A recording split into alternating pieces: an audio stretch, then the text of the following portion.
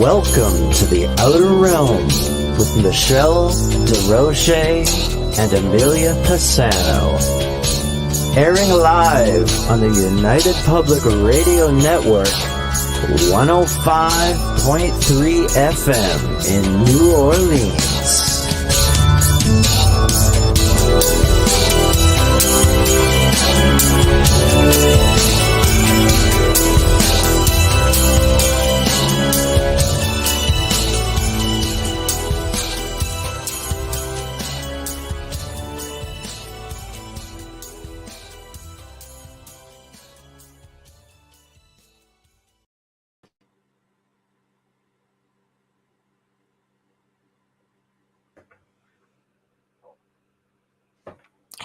You.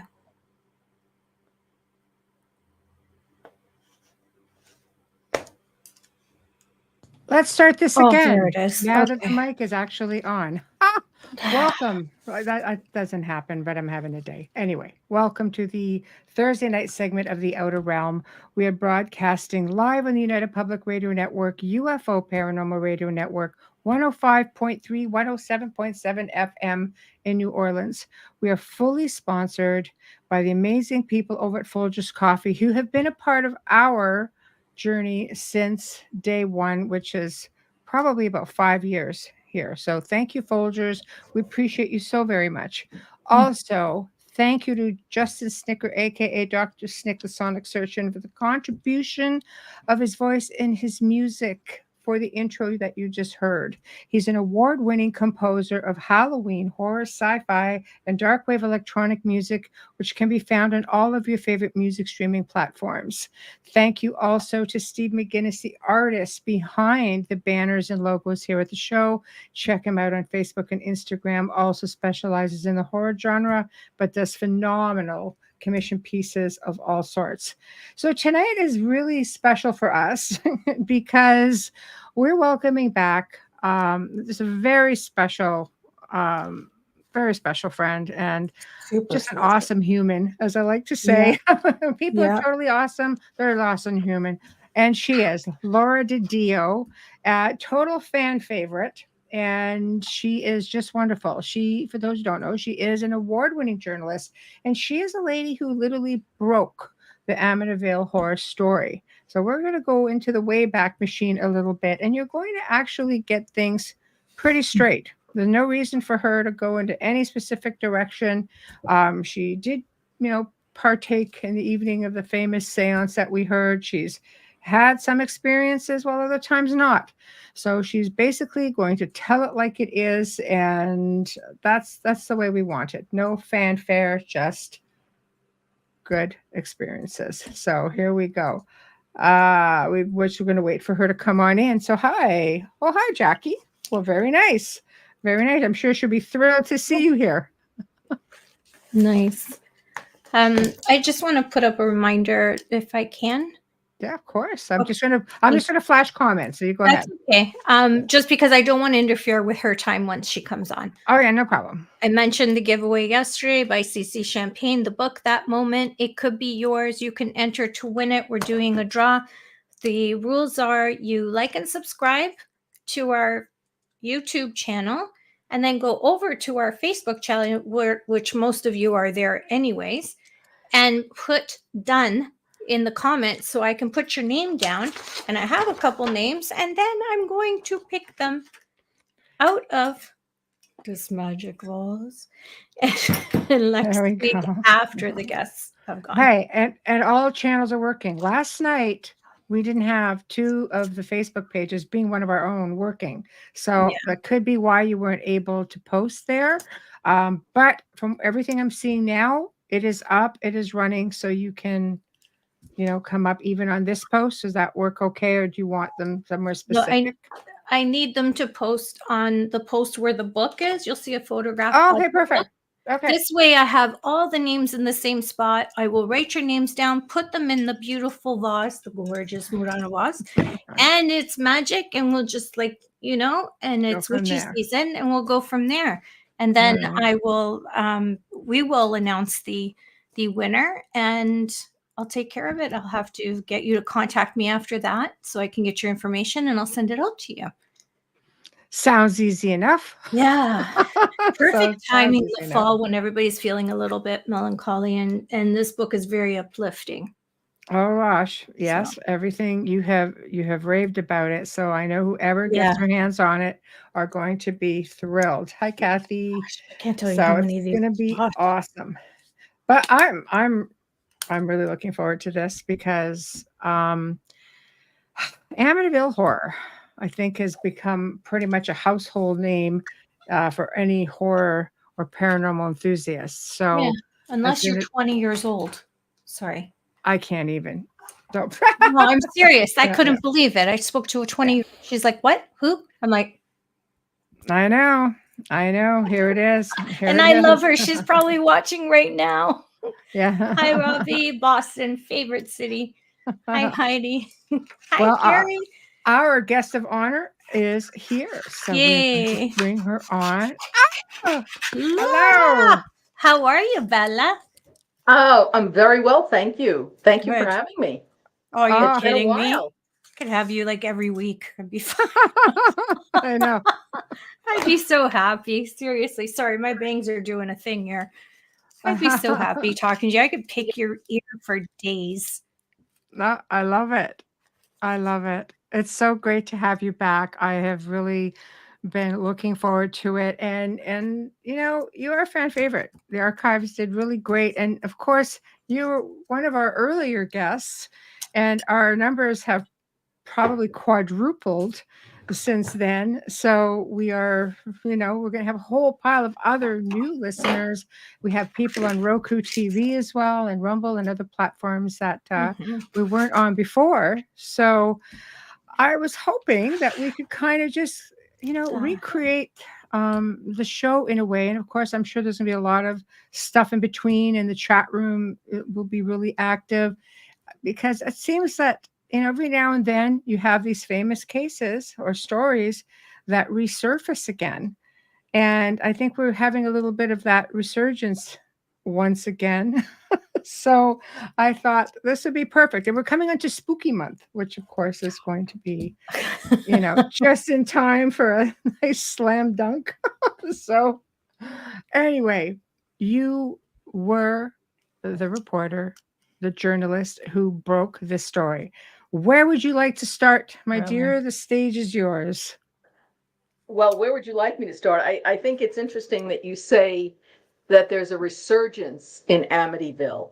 In fact, it's been surging since 2000. There was a lull for a while. Then all of a sudden we got documentaries. Now we have all the podcasts, the streaming platforms, and you have to feed the content monster. It's insatiable. So there's been a spate, just an ongoing spate of documentaries. I mean, when you think that the Travel Channel, for example, is 80% now all paranormal. I know, it's crazy. And what that is. But I think when you look at Amityville historically, it was a moment in time.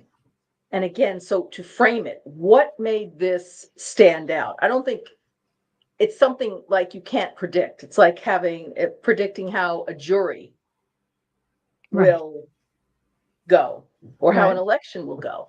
But in this case, when you look back to the 70s, okay, when this happened, the Defeo murders in December of 1975, and then the Lutzes in 74, excuse me, a year later, the house, which had been standing vacant for a year, was purchased by Kathy and George Lutz.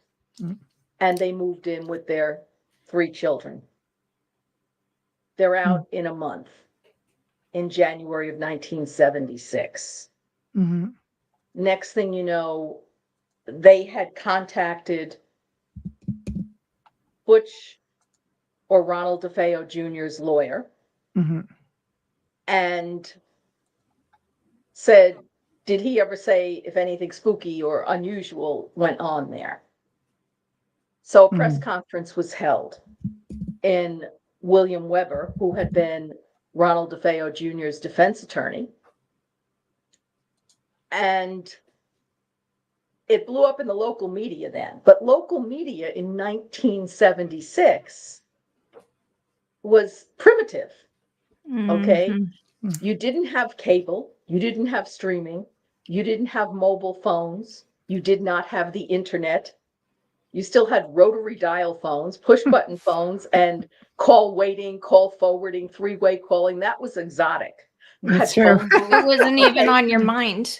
Yes, No, I don't think it was created yet. Yeah. But when you look at that situation, framing it, 1974, the end of 74, 75, 76, the murders happened, then the paranormal activity experienced allegedly, because you can't prove paranormal activity unless it's happening to you, you know, and pretty much.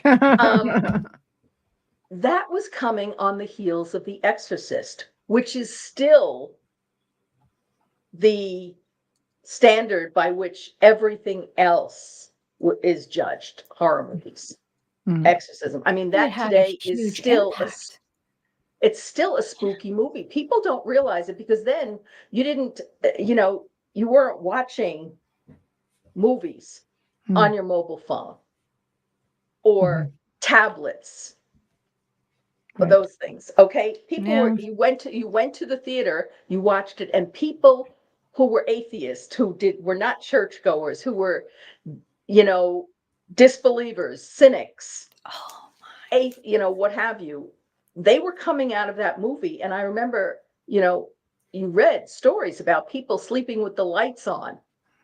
Yes.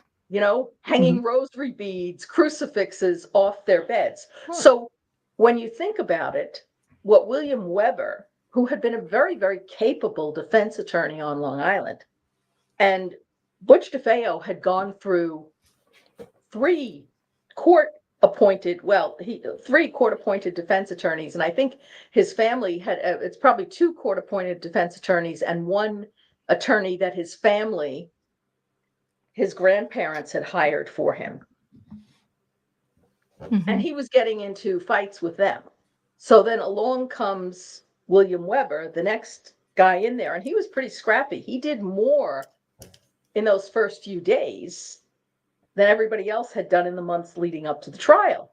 And he's the P.T. Barnum in this story, which is he grasped the potential for marketing and fashioning and presenting Ronald Defeo Jr. as somebody who might have been possessed. It fits. That odd things had happened. And of course, he always had an uphill battle. Right, for sure. He did not have a sympathetic client. No. If you jump forward a couple of decades to the Menendez brothers, even with the abuse that they suffered at the hands of their father, which was well documented and supported by their relatives, they had a hard time explaining, what about their mother? How could you chase your mother around the house and kill her? True. That's true. And your siblings in this case. I don't think she was supposed to be there with her. I don't know. I mean, it was the older brother. Yeah, Eric. Lyle was. Oh, Lyle was driving that. He was the one who concocted that thing, and the younger brother went along with him. Eric was the follower. Okay, so I remember that. In that case, it was iffy because and there was no supernatural thing. I have to say, I was a crime reporter, police reporter, but I also did things on the paranormal. But if we were doing a Venn diagram, the point of intersection amongst the cases that were criminal cases, murders, things like this, that intersected with the paranormal was probably 5 to 10%. And in those days, you didn't talk about it. But what William Weber did was a lot of self-aggrandizement, a la P.T. Barnum, or in this case, think any of the shock jocks, Howard Stern, or, whatever you do these days, the Kardashians, to promote themselves. That's what he was doing. And that would have been a landmark case on appeal, which is why he embraced the Lutzes, which was, let's see if we can say the devil made me do it defense. Right. And of course, with Ronnie DeFeo Jr., I was asked on one documentary that I did, what was he like? And I said, he was a suburban punk. Basically, he was not overly intelligent. He was cunning. He in today's vernacular, you would say he was entitled. Right. His parents, unfortunately, didn't spare the rod, but they also spoiled this man-child. Right. So he was running around town. He always had money in his pockets. The parents bought him cars, boats, guns. Big mistake, as we know. So he had plenty of money to buy friends, girlfriends, and he was indulging in all of his habits. Right. And the family, the Defeo family, people say, what were they like? Well, again, go back to the 70s, where corporal punishment, loud behavior, a little crass stuff. You look at that house, which is so gorgeous, and it's like watching, if you go to the classic TV channels, look at the Brady Bunch, Bewitched, any of those things, what was middle to upper middle class in those days looks kitschy and sort of cheap. For Micah, for Micah, which all of our parents or grandparents had, now has given way to granite, those things. So they had this big house, swimming pool, but they had the shag carpeting, and that was in those days, but they had a finished basement. He had Ronald DeFeo had everything he could have. Yeah, he lacked for nothing. So then you get this combination. Okay, now this is also happening on the heels of The Exorcist. It's in the New York metropolitan tri-state area, which is the communications capital of the world. The Lutzes do this press conference where they don't say a lot, just that unseen forces. They never said demonic, but something drove them from the house. And in fact, they were pretty coy about it. And the local newspapers, Newsday, the New York Post, the New York Daily News, and the local TV channels, covered it a bit. But believe it or not, it took the Channel 5 reporting to really get it into New York and the public's consciousness, because before that, it was a local story. And right after the Lutzes did that interview, the press conference, next thing you know, they go underground. Nobody can reach them because they weren't at the house. Now, again, when I say underground, it's relative. Today, the press would be tracking them down. They would be bothering the kids at school. They would be, on TikTok. It's a different world. Yeah, they have less accessibility at that time. Yes. But here they could really sort of hide out. They were actually, they went to live with Kathy's mother in her very modest, 3 bedroom bungalow ranch house. So they could avoid some of that. But behind the scenes, your friend, our friend there, William Weber, and he crossed the line. He didn't just cross the line. He was crossing time zones and continents. Wow. In terms of in terms of conflict of interest, because he likes to, I'm sure you've all heard the story, or many people have, that he sat with the Lutzes over a few bottles of wine and cooked up this plan. Let's put the house into a trust. We can get a couple of books, a few movies out of this easily, and we can split the profits. I heard the tapes, but Right. it was actually Weber's idea. Mm-hmm. And in listening to it, and the Lutzes played me the tapes, and they said, "Oh, we're really ashamed of this, that we did this." And I'll never forget listening to the tapes. One of the things that I can still hear it in my mind's eye, was George Lutz telling William Weber, "Okay, but I don't want the children involved. They have no part in this." And I remember William Weber saying, "Oh, the children, of course. Yeah, God bless them. We'll keep them out of it." No integrity, basically. No. He would have fit into this time. But he was a defense attorney. Mhm. Now he's getting in bed with these other people, and the idea was still there in his head that he and his law partner, Bernie Burton, were in fact going to do an appeal for Ronnie on the grounds of possession, or the devil made him do it. So it was dicey both ways, because Right. as we see when you jump forward in it. So Mm-hmm. at some point behind the scenes, so everybody was calling Weber, who was acting as the de facto PR person representing the Lutzes. And I was one of those people who was calling and calling and calling.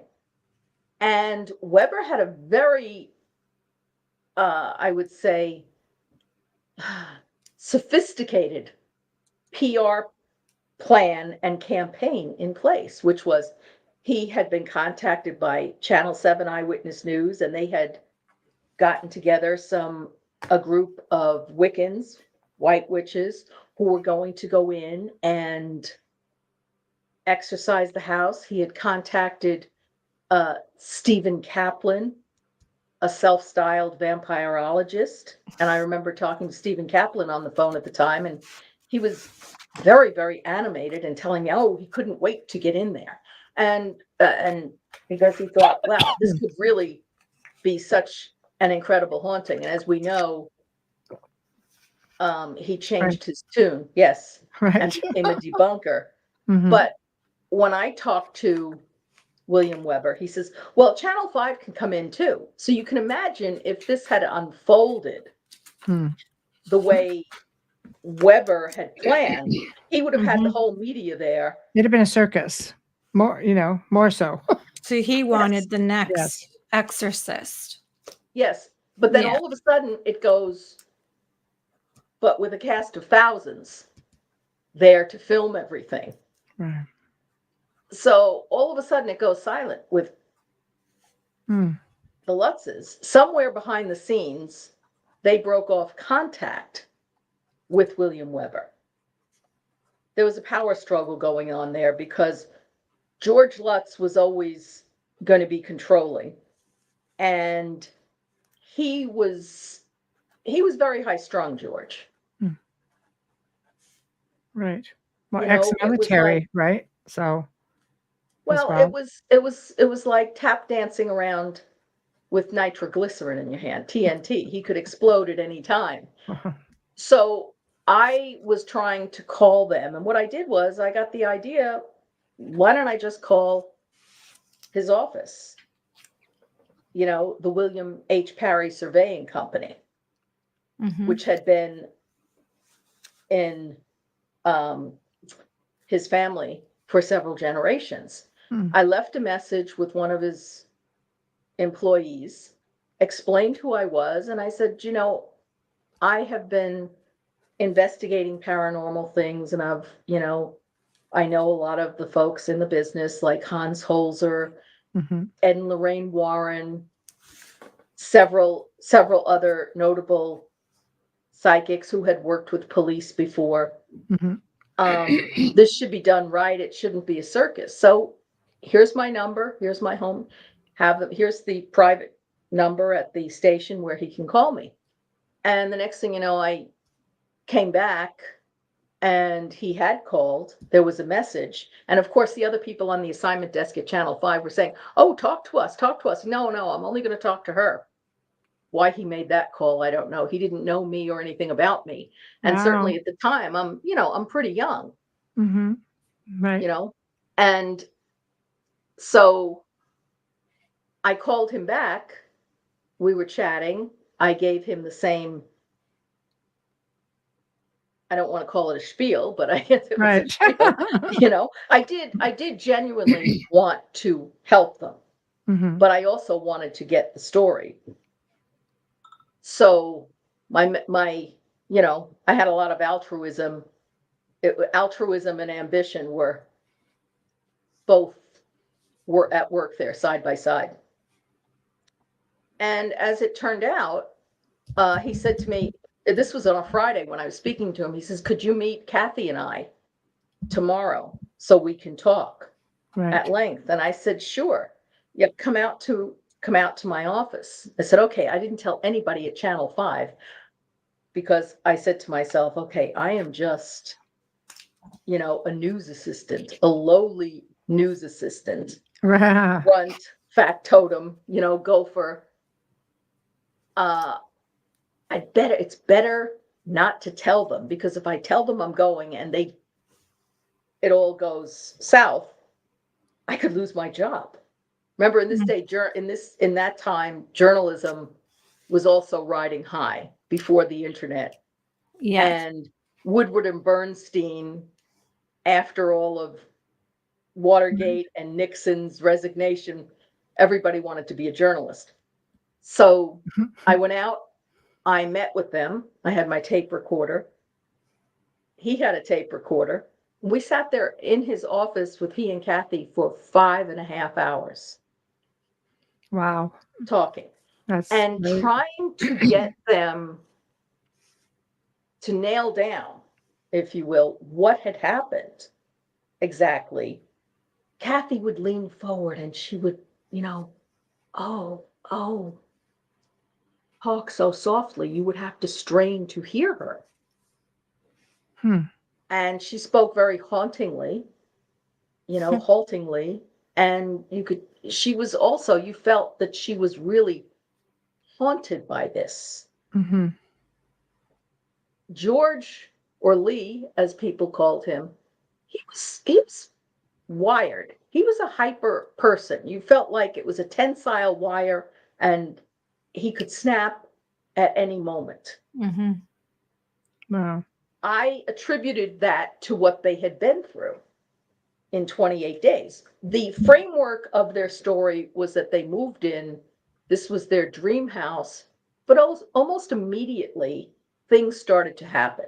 Now, for any of your listeners who are out there who are believers, when you're talking about possession, infestation is the first thing that happens. If you look at the character played by Linda Blair in the Exorcist movie, Little Reagan, who's 12 years old, she had the friend who was Mr. Howdy, and she was playing with the Ouija board. Yeah. Certainly, the Lutz children were not playing with a Ouija board, but what the Lutzes described to me was, well, at first things seemed to be fine, but these little things would start happening. They talked about collection of flies all over the place, not just a couple of flies, but flies all over. And of course, Kathy said that she felt very sort of lackadaisical. She didn't really want to do anything. George, on the other hand, from a physical standpoint, his personal hygiene went down the tubes. He didn't want to shower. He could never get warm. He was building big fire, in the fireplace. And it wasn't really that cold at the time. Mm.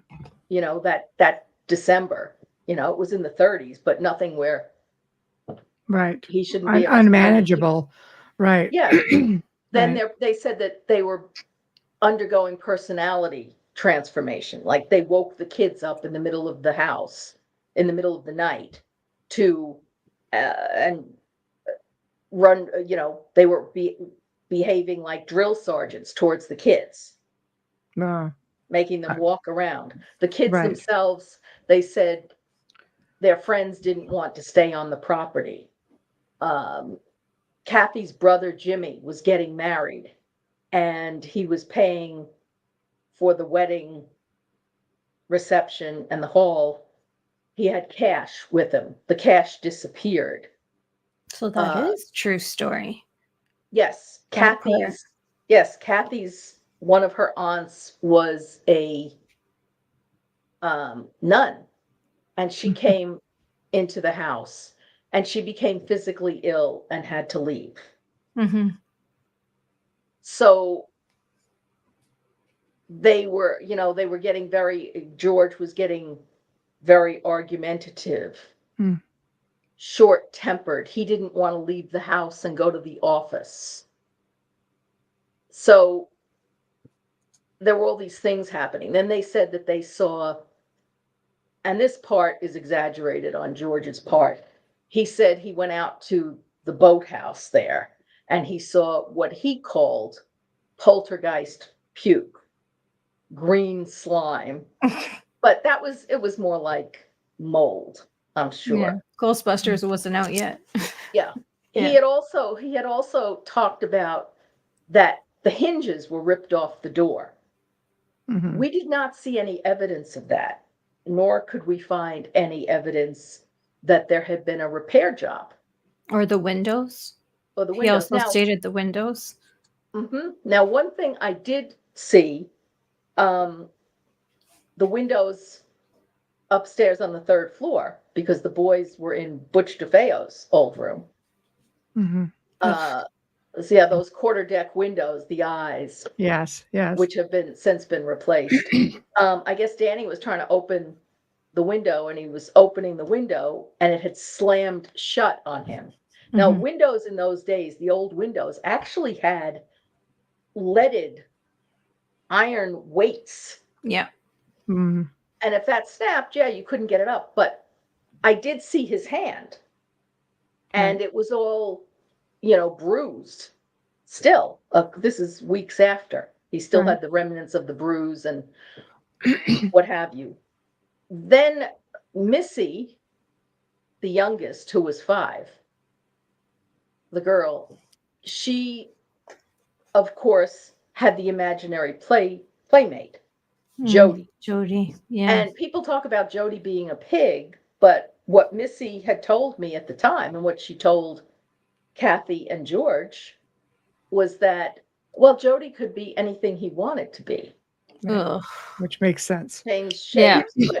And to that point, George claimed that there were glowing red eyes looking in at him on the 3rd floor window. Mm-hmm. Now, I have no idea if that's true. The 2 boys, Chris and Danny, sharing a bedroom, one night they said that they saw this black form. Mm-hmm. Like a shadow? Yeah. I mean, it was some sort of entity. Certainly they knew it was otherworldly. They probably would have called it a ghost, but it was this sort of black, dark shape coming towards them. Mm-hmm. And they were scared about that. Danny also, and by the way, the boys, years later, the 2 boys, Danny and Chris, have, had their ups and downs with George. Mm-hmm. Danny especially loathed him. And in the My Amityville Horror documentary, he pulls no punches, literally, and said he tried to hit him over the head. He wanted to kill him as a kid. He just did not like him. Mm-hmm. Chris has been back and forth and on that, but neither of those 2 who were 9 and 7 at the time. Right. And now they're middle-aged men. Neither of them has ever recanted and said, okay, this was all a hoax. No. In fact, driving in the car out on Long Island with Danny and talking to him, he said, they went through a lot because nobody would believe them. That's tough. He says, There was that time too, though. Right? Yes, but they were ridiculed at school. Well, they moved into a home that there was all these murders. Yes, by the way, it's nothing compared to what would happen to them if this were going on today. Right. You could just see the bullying, the pranks. So in that sense, they were lucky, but they were still very, very well aware of what was going on. I don't think that they could imagine the horror of the actual murders, although interestingly, because they were in what had been Ronald DeFeo's bedroom, there was still ammunition from his guns there in the closet, which is something people don't get. No.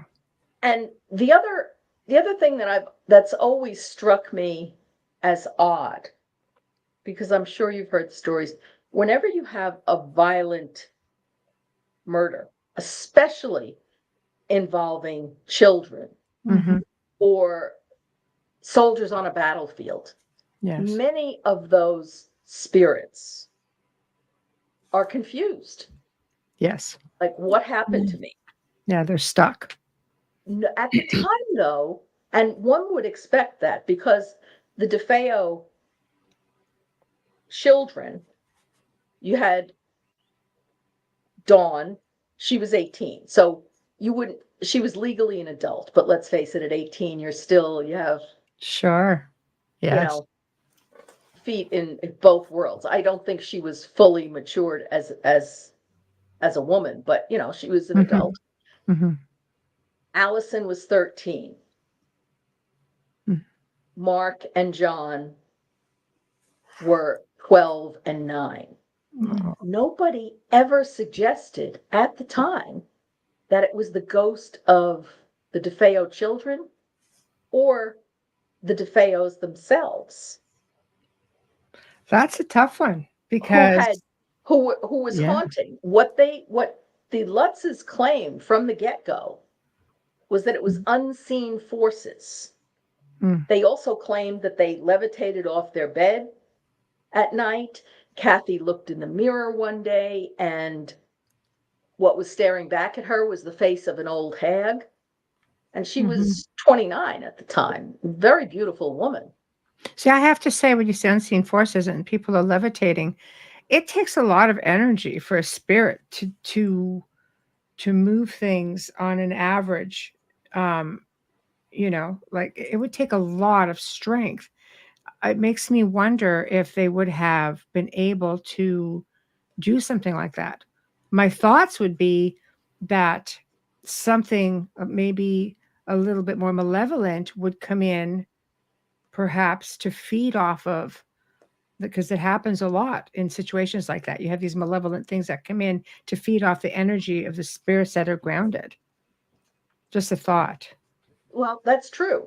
But as a reporter coming in there, now there was no doubt that Channel 5 was going to do the story. Yes. Whether or not it was going to be what the news director, Mark Monsky, all he could see was ratings. And he knew people were going to tune in. As far as a television station goes, we couldn't lose. This wasn't Geraldo Rivera opening up Al Capone's vault and finding nothing. Yes. No, I mean, if nothing happened, we could basically say, hey, nothing happened. It's all a hoax. See? Trick or treat. If something happened, we'd get it on camera. It's a win-win. It's obviously a win-win. Yes. People were going to tune in, and they did. Yes. But with George, you have to wonder. And then, of course, they were also living with a lot of what was the DeFeo's furniture, Yeah. because that's a big one. the DeFeo and Briganti families, they didn't want any part of it. No, not when their family members were murdered. No.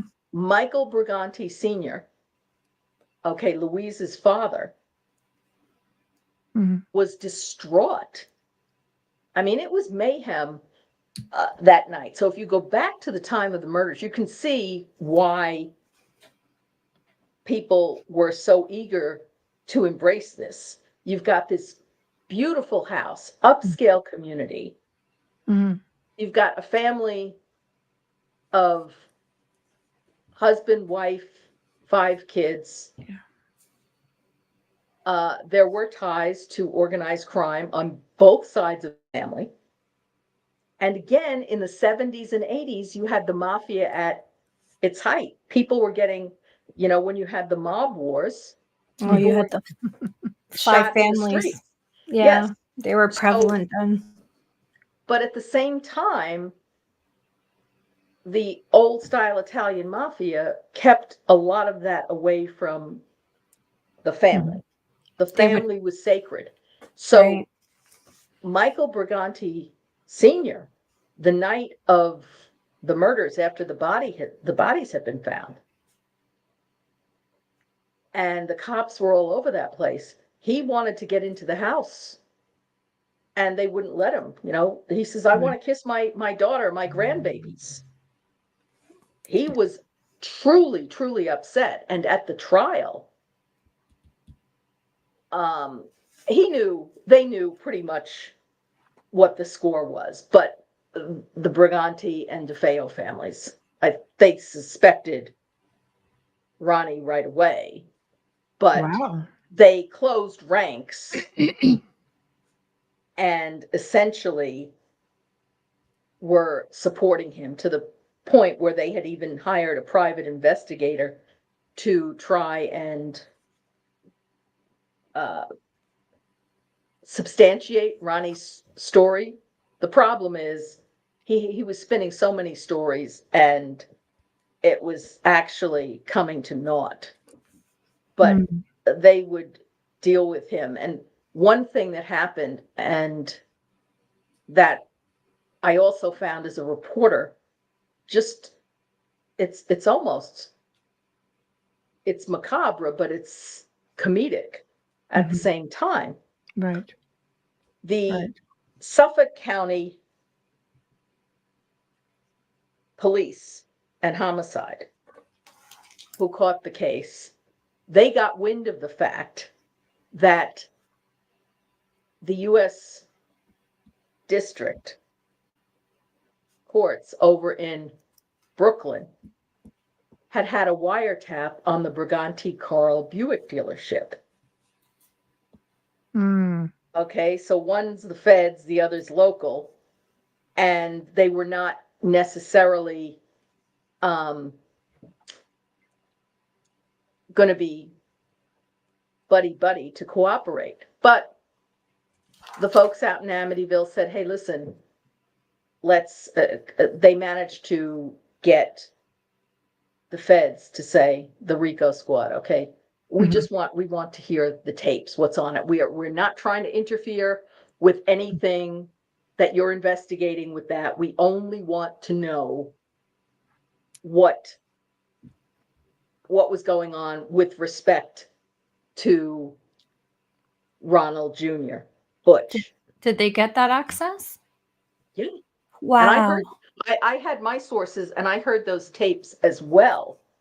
And I have to tell you, it was funny, because first of all, if anybody remembers the John Gotti stuff, he had his social club, and he was out there, with his flashy clothes and everything else. But all these wise guys, everybody's blabbing. They're talking freely. Then, They thought they were untouchable. There was a generation. Well, I think that generation's come back, but anyways. Very, very indiscreet and indiscriminate blabbing. Yeah. Well, that's why they called him the Dapper Don, because infamous for being out there. Exactly. So in the case of Michael Briganti Sr., he testified at the trial. And by the way, Michael Briganti Sr., I should say, whatever he was involved in, we're not talking he was carrying a gun, executing people, nothing like that. He gave a very, very spirited accounting of himself during Butch's trial. Mm-hmm. And he basically said, I'm a practicing Catholic. I take communion once a month. I go to confession. He takes communion once a month. That's a practicing Catholic. At that time, didn't they go every morning? No, not necessarily. But the point is, it was a much less secular society in those days. Right. Mm-hmm. Okay, people went to mass. Yeah. They went to services, whether you were Catholic, Protestant, Jewish, etc. You went. Yeah. Okay, and you supported it. So he was making the point that he was a God-fearing man. Right.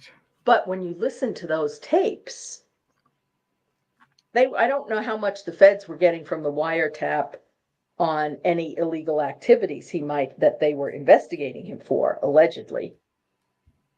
But they got the whole dump. They hit the mother lode when it came to talking about Ronnie Jr. And some of it because it sounded like wise guys talking. Mm-hmm. So some of Mr. Briganti's associates and relatives, they said, it was funny. They said, what are we going to do about the kid if he gets acquitted? He knows a lot about our business. That could be a real problem. And they said, so Ronnie was afraid of his grandfather. Rightfully so. Yes, and he said he was telling the cops, the Amityville police, that his grandfather had paid all the cops off, and he could get killed in prison. He could get poisoned in prison. All of these things. He was a real drama queen there, and of course, none of that came to pass. But listening to them talk, they knew he had done it. They said, and Michael Briganti had bought a lot of nice jewelry, apparently, for his daughter, Louise, and for the granddaughters. And there was money in that house. Allegedly, there might have been $200,000, $100,000. Well, they owned a car dealership. That's not unusual. In the Amityville house, not. Yeah. And they said, what happened to all the jewelry? They said, Butch must have taken it. They said, we know the cops didn't take it. So they were aware of those things. And they did, by the way. Crazy. There was a real spiritual and religious element to this case with the DeFeos. Because as many people know, Ronnie Jr. and Big Ronnie, his father, did not get along. And they ended up having fisticuffs on the lawn. And next thing you know, one of them would get into the car, the other one would get into another car, and they'd go zooming down the block. And this was real eye-opening stuff for the neighbors. They were putting on quite a show. Right. They also especially for that neighborhood. Yes, they had also gotten into a fight in the basement. Oh wow! Again, fisticuffs, and the two younger boys, John and Mark, had their friends over, and they were hiding on the stairs, peeping, and saying, watching this. And by the way, the other four DeFeo kids were very well liked and very well respected in the neighborhood. They went to the local Catholic school. They were altar boys at Mass. And the Baldwin brothers lived on the island near them, and they knew them. Right. So these kids the other four were well liked, well behaved, and popular. Whitey Bulger was was an altar boy as well. I'm just gonna throw that out there. Well, yeah. I mean, well, I don't think Butch was, but in his mind, No. by the way, he just took coat of honor. He was talking to the cops after his confession. His code of honor, he says, well, I never hit a nun. If I could just interject here for a second, because you made a point that's going to come up later. You said that they would drive off in their cars, and of course it was a ruckus to the neighborhood, but yet that same neighborhood didn't hear the gunshots. True. And that's, by the way, that is one of the big mysteries or question marks in this case, because where they were on Long Island, the houses are close together, but it's not like Queens or Brooklyn where they're 10 feet apart. Yeah, exactly. And plus they're right on the water. The Amityville River, or the creek as they called it, comes right up behind the house. And if you've got rock ledge or you've got water, the sound reverberates and echoes. It carries. You can hear that. Yeah. Well, the house on the other side of them, the Ireland family lived. If you come up the block and you're standing looking at the houses, the Ireland family's house was to the right, and there was a shared driveway there. The house on the left was unoccupied at the time. The only thing that was heard was there was a 15-year-old neighbor boy who was 2 houses away. His name was John Nemeth, and he, at about 3:15 in the morning, when the murders were occurring, Shaggy, the old English sheepdog, was tied outside and he was howling. Mm-hmm. And the next morning, that the neighbor boy went to, he's about 15, 16. He went to get past the house and he noticed that the lights were still on, as did a couple of other people in the neighborhood who knew the family. But recollections, as Queen Elizabeth II had said, may vary. And as time went on, many people began to change their stories, Amelia. Yeah, of course. You find that with criminals too. Yeah. Well, the next door neighbor, at first, they said they hadn't heard anything. But then all of a sudden, Mrs. Ireland popped up and she's like, oh, no, I heard the gunshots. She claimed to have heard something where, after the story blew up. Mm-hmm. But you heard gunshots at 3:00 in the morning. You call the police. You don't just dismiss that. Yeah, and understand, this is a 33 caliber Marlin rifle. Yeah. There was no silencer on it. It's loud. This thing was loud. It's like lightning balls. Yeah. Well, it wasn't a semi-automatic, but it was loud. Mm-hmm. He basically killed his parents 2 shots each, and then 1 shot for each of his 4 siblings. There's something in that. And those were kill shots. That was at close range. And make no mistake, this was a really bloody crime scene. Oh, that blows big holes. But the 2 shots for the parents and the 1 shot for the children shows the respect for his siblings and not his parents. No, I don't think so. I don't think he respected anything. By the way, for the record, after the police detective broke him and got him to confess and asked the question that everybody would ask, why'd you do it? Yeah. He says, I don't know. It all happened so fast. I just started shooting and I couldn't stop. But he precisely gave the parents 2 shots each. Yes. Yeah. No, well, the bizarre. father was starting to get up. And the other thing that nobody could understand, it's one of the big mysteries, and it's even in the book High Hopes, Mhm. where which was written by Gerard Sullivan and an editor, a Pulitzer Prize winning editor from New York Newsday, Harvey Aronson, that they couldn't, the last page in that book, High Hopes, which is all about the Defeo murders. And it's the best book out there on it. If anybody wants to find it, you have to go on eBay or Amazon or a library. Gerard Sullivan said after the case was over, he often wondered especially about the Defeo children, because he had 2 teenage daughters of his own at the time, and why nobody woke up. Well, you can understand the way that house was, everybody but Dawn was on the second floor. So the parents' master bedroom was on the left side of the staircase.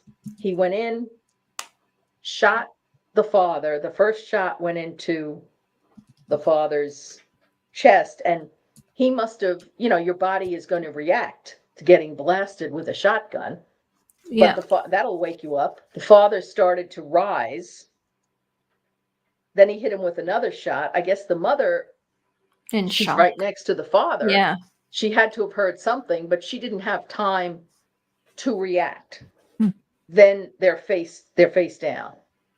But that begs the question of why the sister Allison, who's 13 and right across the hall, and the 2 brothers who were sleeping in twin beds and sharing a bedroom, why none of them got up. Now, That's the big question.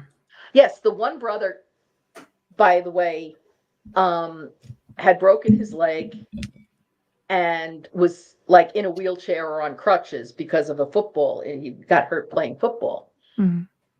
Now, I don't know about you, but if my brother was coming at me, I mean, you could hear something right across the hall. Anybody out there who has, you sleep with a spouse, a partner, you've got cats or a dog, when they get up and move.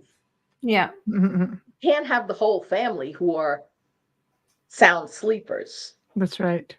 So even if Butch had threatened the siblings and said, don't move or get on your back, I can't imagine that they would do it, because now you've got a 9-year-old, a 12-year-old, and a 13-year-old on the second floor. They've got to be scared. Yes. I They can't want imagine. mom and dad. Yeah.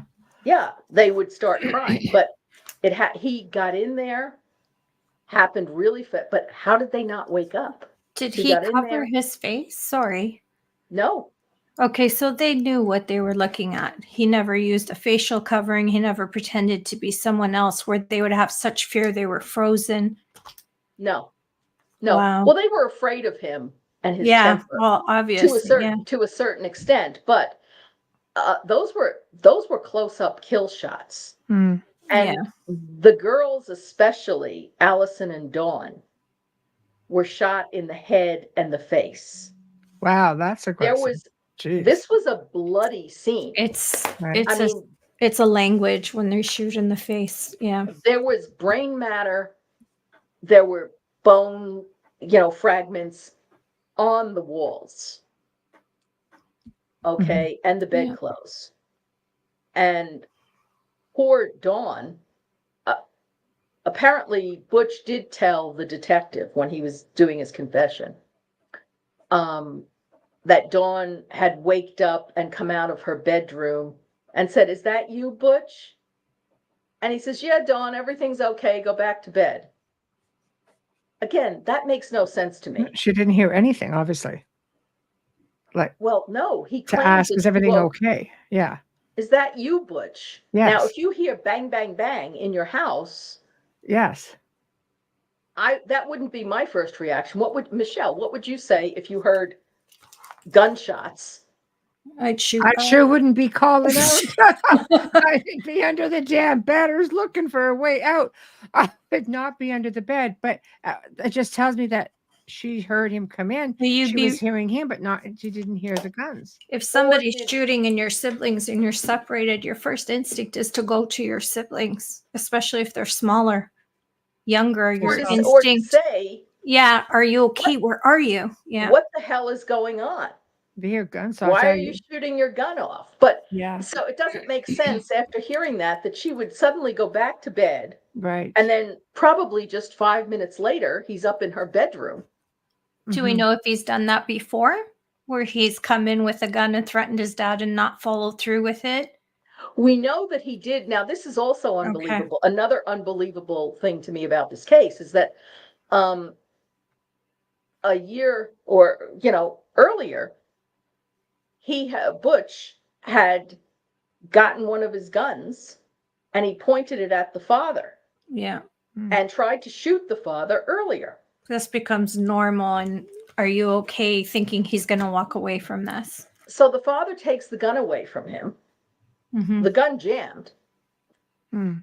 So big Ronnie Sr., all of a sudden he says, I dodged a bullet. The devil was after me and on my shoulder. I dodged a bullet. So Ronnie Sr. gets religion. Mhm. And the whole family troops up to Canada to go to an oratory and, Right. monastery, and they're making pilgrimages up there, and there's pictures of them looking very, very happy. And big Ronnie Sr. is sending money to these priests. Hmm. Okay. Even when he's trying to figure out ways to screw over his father-in-law and skim money off because both Ronnie Jr., Butch, and his father were working for the Briganti Carl Buick dealership. Mm. And 2 weeks before the murders, the Defeo murders, Ronnie Jr. and was tasked. He was just a gopher at the place. They didn't give him any responsibility. He was not a car salesman. He was not a mechanic in the service department. They basically sent him to go pick up automotive parts or to run errands, go get food. Sometimes he joked about the fact that he wouldn't, he could skip work and they weren't going to fire him. But this one day, about 2 weeks before the murders, he's tasked with making a bank deposit, $20,000. They send out Ronnie and another employee. They're gone for 3 hours. They come back and say, we were robbed. Mm. Now, knowing this kid's history as a drug addict, a ne'er-do-well, a layabout, Right. he's gonna be the first suspect. And he wasn't even subtle about it. He essentially started spending money like the proverbial drunken sailor on shore leave, or somebody who's just hit the Vegas slot machines. Mm. And so the father knew something was up.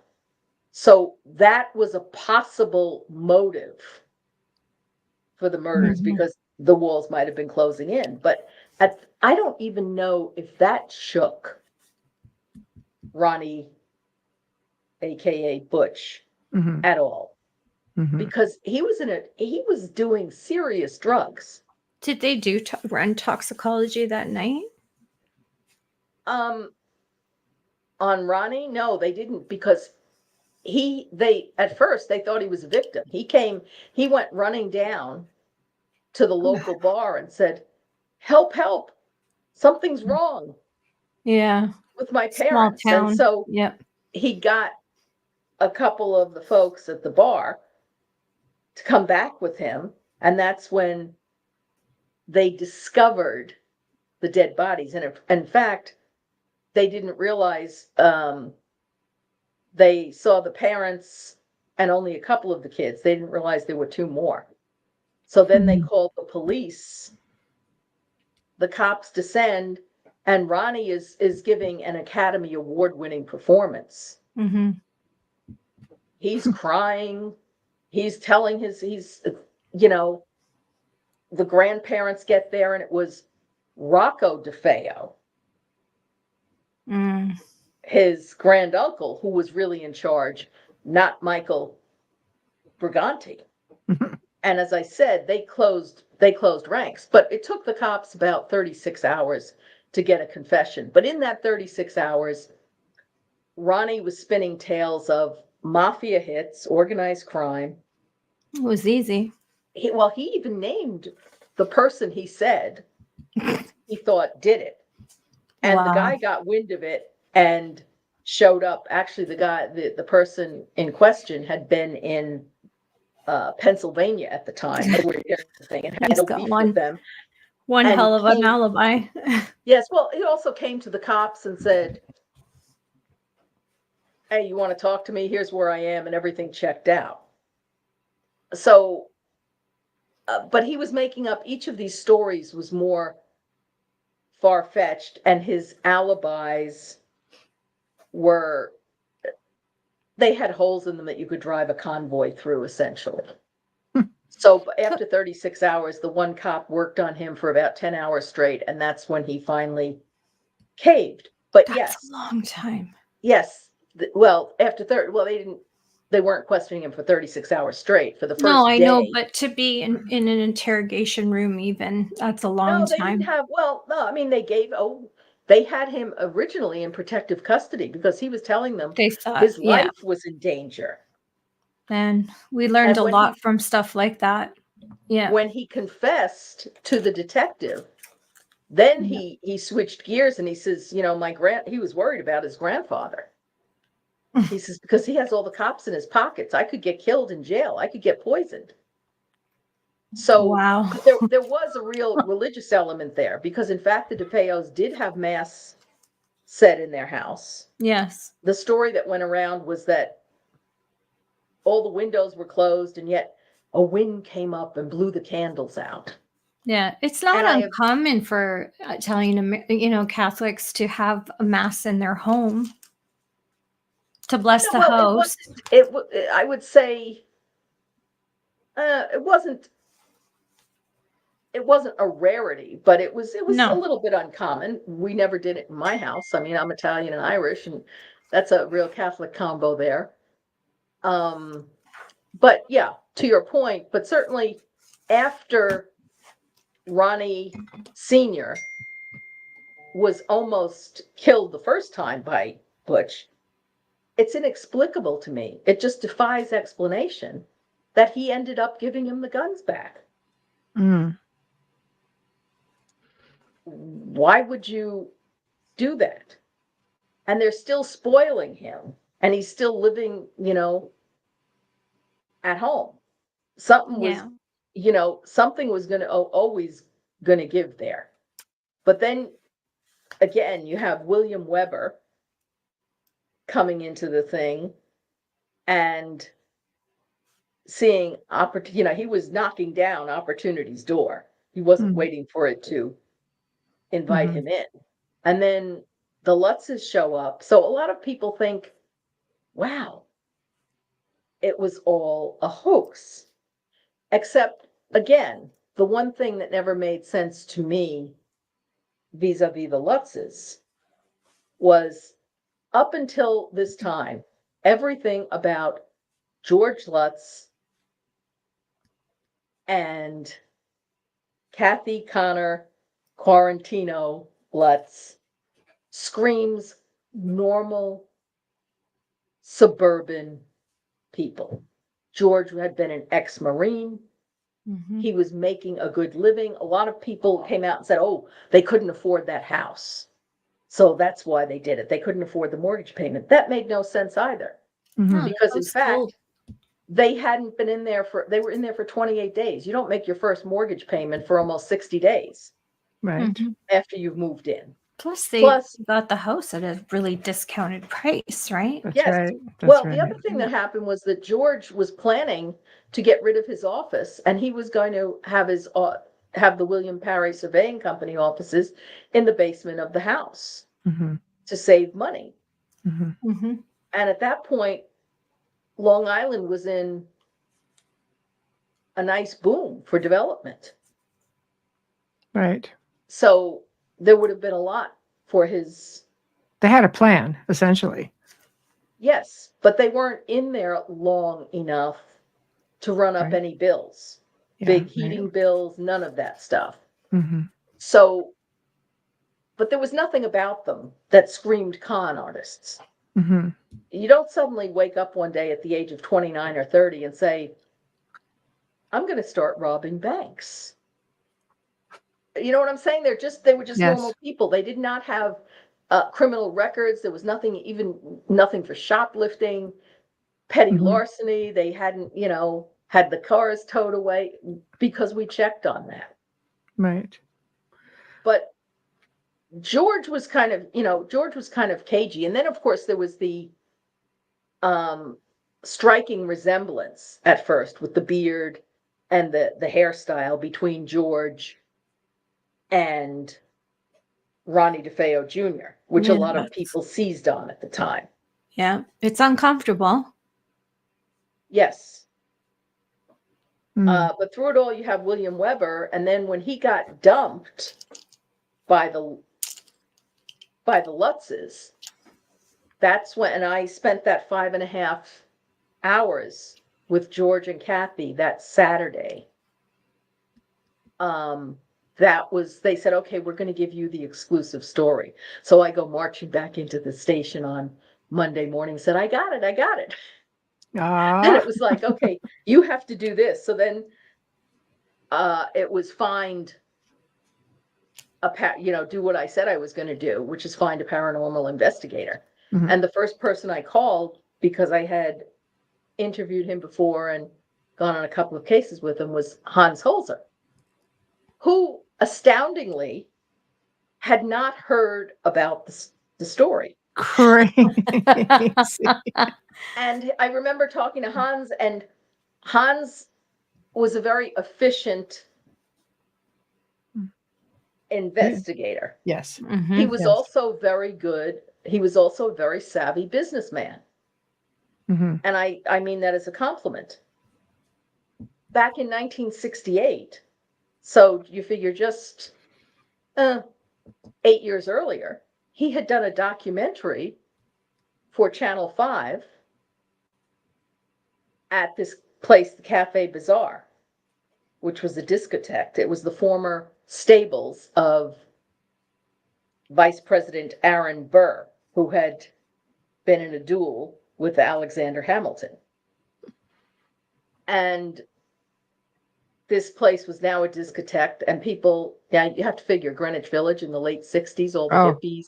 There was a lot of velvet, psychedelic stuff, and people would be on the dance floor, Mm-hmm.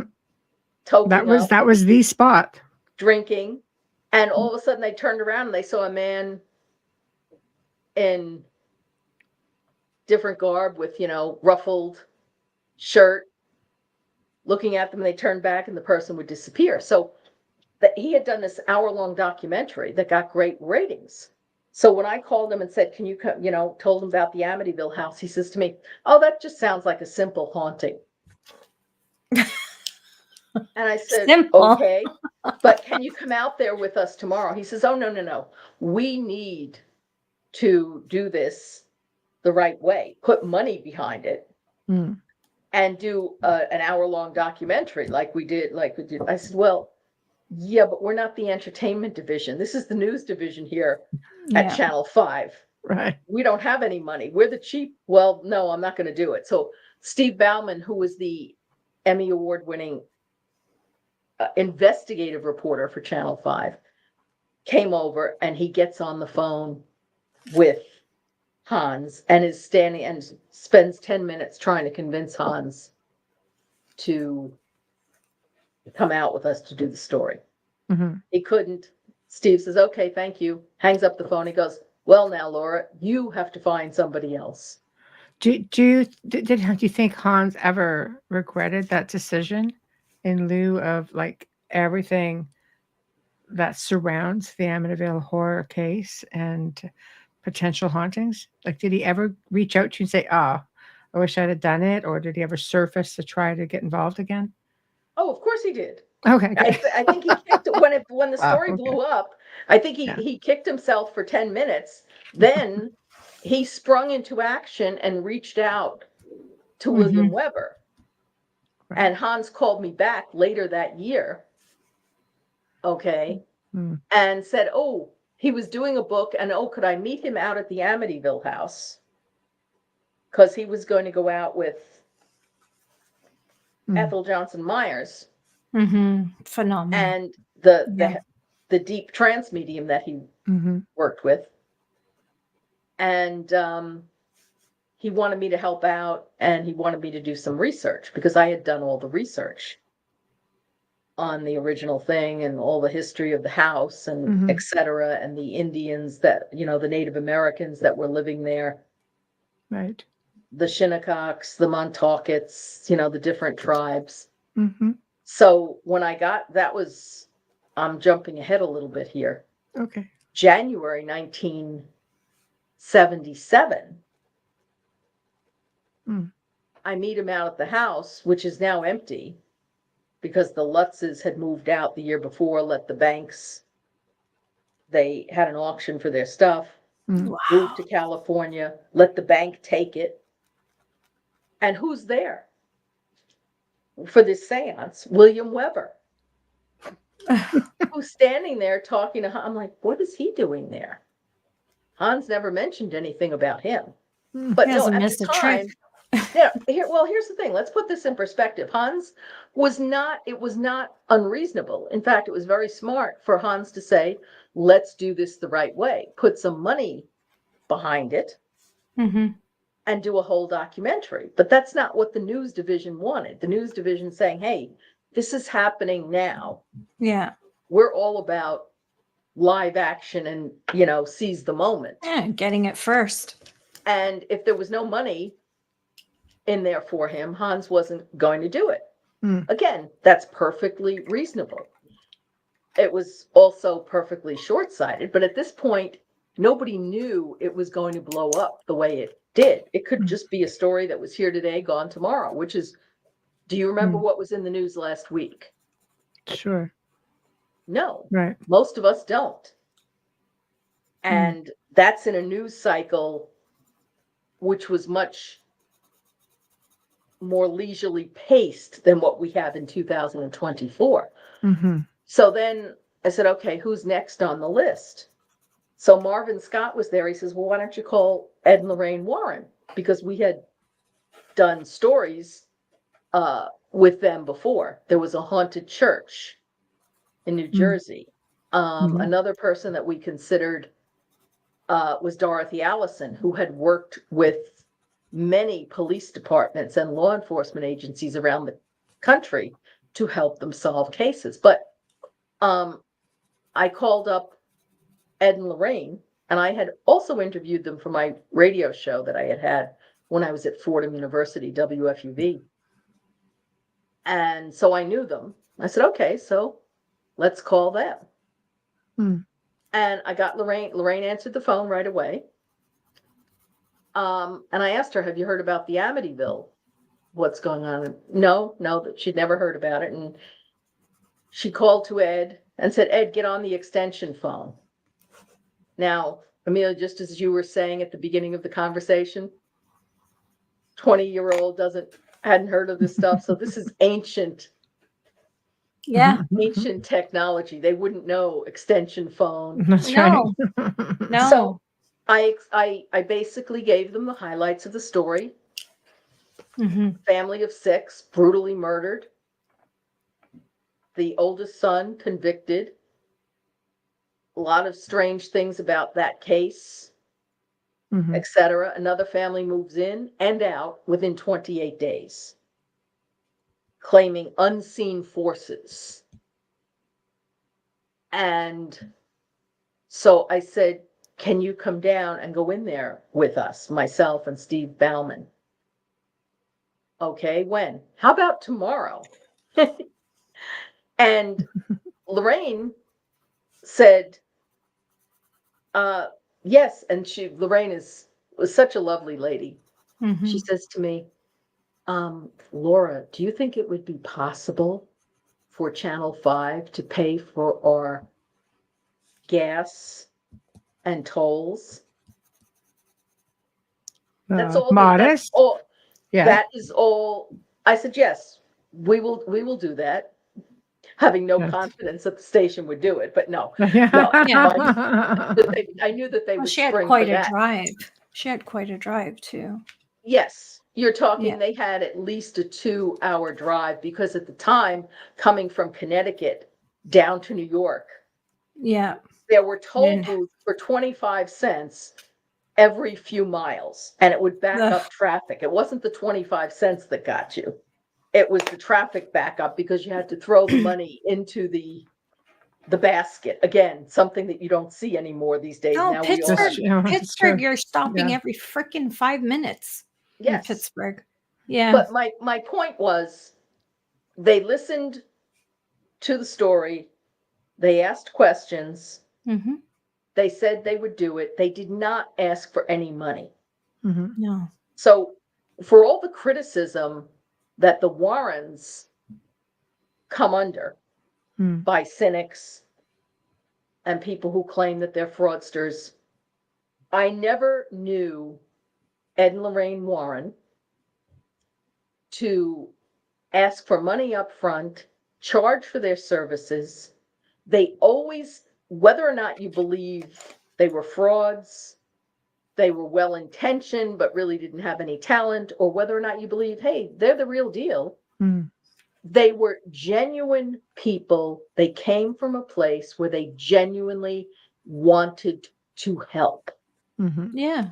I knew Lorraine. Yeah. Yes, and She what was you know lovely. about Lorraine, and if anybody who's seen the movies, The Conjuring, etc., you know that Vera Farmiga, I have to give her a lot of credit, the actress who portrayed Lorraine in the Yeah. Conjuring She's movies. great, Vera. Yeah. She nailed Lorraine's personality. Yeah. She's a fabulous actress. She was a smart choice. Yes. Yeah. Patrick Wilson, who's also a good actor, he was a bit more gentle and, say, laid back than Ed was in real life. More But he gruff. didn't. Yeah. Yes. But Patrick Wilson never had the opportunity to meet Ed True. because Ed had passed away in 2006. But yeah, no. So Lorraine was a lovely, lovely person. And both she and Ed were devout Catholics. They were very spiritual. And that was Lorraine's faith, that was no joke. That was no pretense. Absolutely. Okay, so Absolutely. they came down, and the next day we went in there with Steve Bauman. And there's always some funny things that happen during these things. Steve Bauman was Jewish, and we were sitting in the car. Well, let me back up for a second. There was a lot of confusion around meeting George Lutz to give us the keys to get into the house. And George wasn't where he was supposed to be. So Lorraine and I, it was a rainy, chilly night. Lorraine and I are trying to phone him. And we're in this phone booth. Again, go watch an old Superman movie, folks. If you're, if you're under 40. Well, they watch Doctor Who, so I guess they get the gist of it, right? Yeah. And Lorraine and I are trying to use this phone booth, and all we're getting is crackling on the line, nothing. And somebody, invariably, somebody would come by. Again, this is before mobile phones, and bang on the door to use the phone booth, and we would get out and I'd say the phone isn't working because we kept trying to drop money in there. That happened 3 times. Every time we got out to let somebody else use it and we were telling them it wasn't working, the phone worked perfectly for the other people. Yeah. And I Funny said that. to Lorraine, what the heck is this? Because and we weren't just trying to call George's number. We were trying to call, we ended up, it was unbelievable. We looked like liars to these people. Mhm. But I said, Lorraine, what is going on? And she said, it's diabolical interference. This is just normal. Yeah. I said, normal for you, maybe. So finally, what happened was we ended up calling the Amityville Police Department because we knew that they were in touch with the Lutzes because they were watching the house. Because as soon as, by the way, that press conference had happened with Weber and the Lutzes, next thing you know, people are coming by to take pictures, coming up the river on a boat, trying to get in. So then they started, it wasn't just carloads of people. Then it was busloads. Oh. Yes. Wow. So at Yeah. that point, I said, hey, can you please call the chief? He's got George Lutz's number. No, he's at home having dinner. So Lorraine and I actually went down to the police station and harangued the poor desk sergeant, who finally called the police chief, Camarada, and he gave us George's number. And because we were supposed to be meeting him at the pizza shop, George hadn't shown up, and it was a comedy of errors. Finally,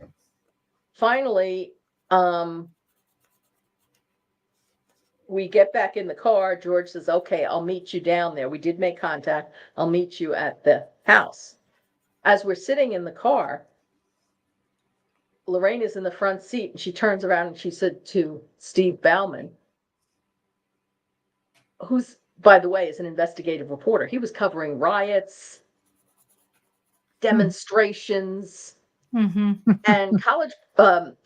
Channel 5 News at that point was a very gritty shop, known for covering a lot of blue collar stuff, crime, corruption. That's what Steve did. And almost all the reporters were carrying guns, were licensed to carry guns. Steve had a gun that he wore around his ankle, and he would wade right into a crowd. He was fearless. So I'm sitting next to him, and I'm all of, 20, whatever. And this person was my mentor and my idol. And Steve is about 35 at the time. And Lorraine turns around, and in this very sweet voice, she says, now, Steve, I think we should just all take a minute to meditate, clear our heads. But she says, would you like? And she wants to give him a holy card and a crucifix. And I'm thinking, Steve is Jewish. He doesn't want this. And Steve reaches over me, snatches it out of Lorraine's hand and says, can't hurt. And I was like, was he scared, or he was just being polite? No, he wasn't just being polite. I think it's one thing to be a hard-nosed reporter. It's one thing to be cynical from afar. But when you're actually at that moment, okay, you don't know what to expect because it is the unknown. 100%. Even if you are a skeptic, a non-believer, you don't think there's any such thing as ghosts, demons. There's that 1% rule. Well, I'm not quite sure, so I'll hedge my bets. And I remember Lorraine saying to me, Laura, do you need anything? So, no, I already have my scapulars and I already had all of my sacramentals armed with the ready.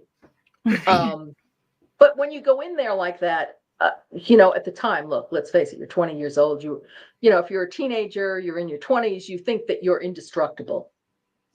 You're invulnerable. Oh, true. Sorry.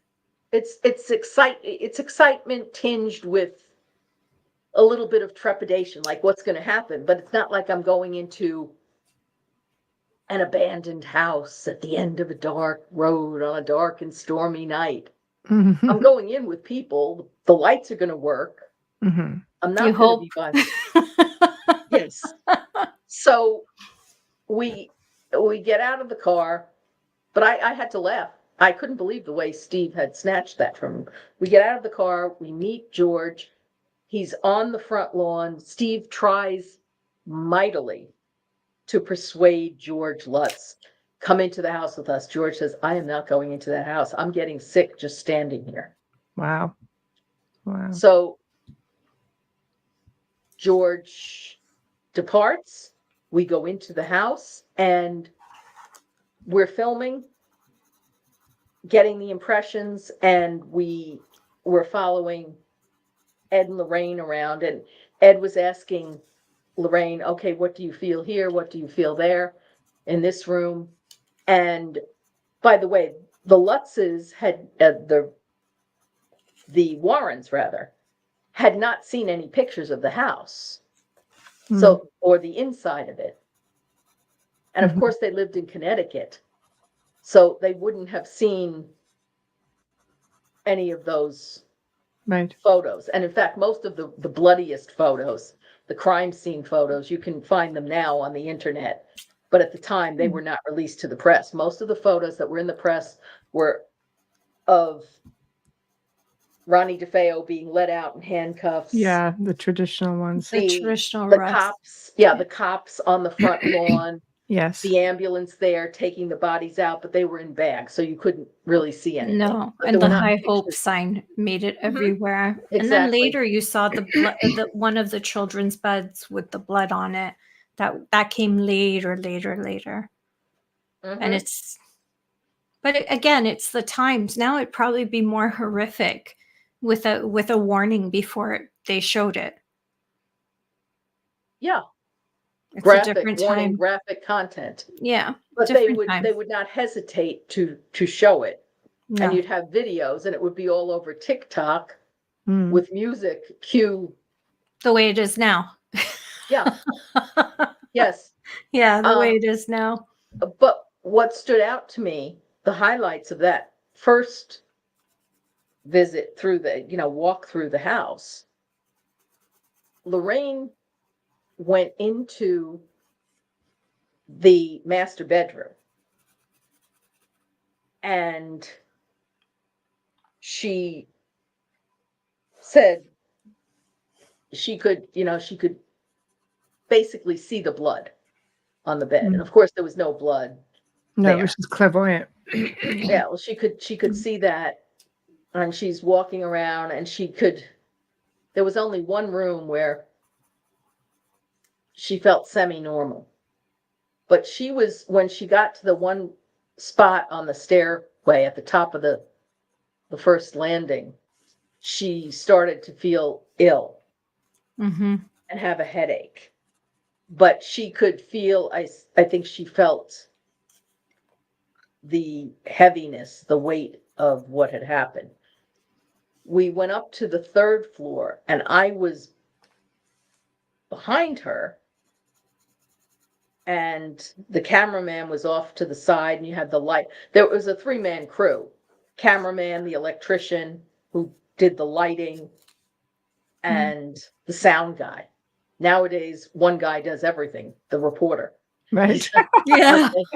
And your iPhone. So we get to what had been Butch DeFeo's room. She didn't know that, though. Yeah. All of a sudden, she stops short at the threshold. Stopped short, and I did one of those things. I almost bumped into her. She says, I can't go in here. I cannot go in here. She says, I just really feel it's very oppressive. I just feel pure evil. And there's a picture of Lorraine, and I remember she actually sat down on the staircase for a while. She, had a headache. She wasn't feeling well. So she and Ed, after we finished, wrapped up for the night, what had been decided was we would go in and do a seance to cleanse the house. They did not call it an exorcism per se. But Ed and Lorraine drove home that night back to Connecticut, and they swore that something followed them. Lorraine said to me one time, she said, that house tried to kill us. Mm-hmm. That's the way she felt. And by the way, Yes. once again, Yeah. I was on the phone with Lorraine over the years because we were friends and stayed in touch.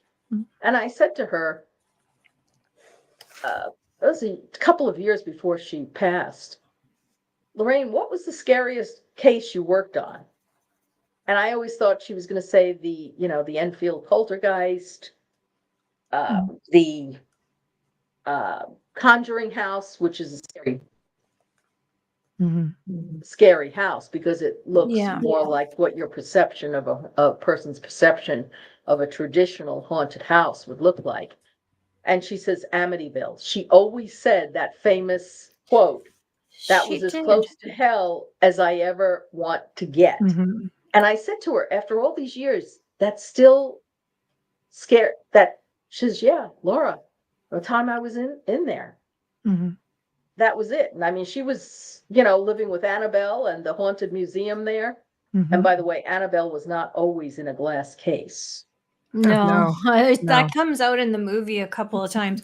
I have one of her books, and in it, she says that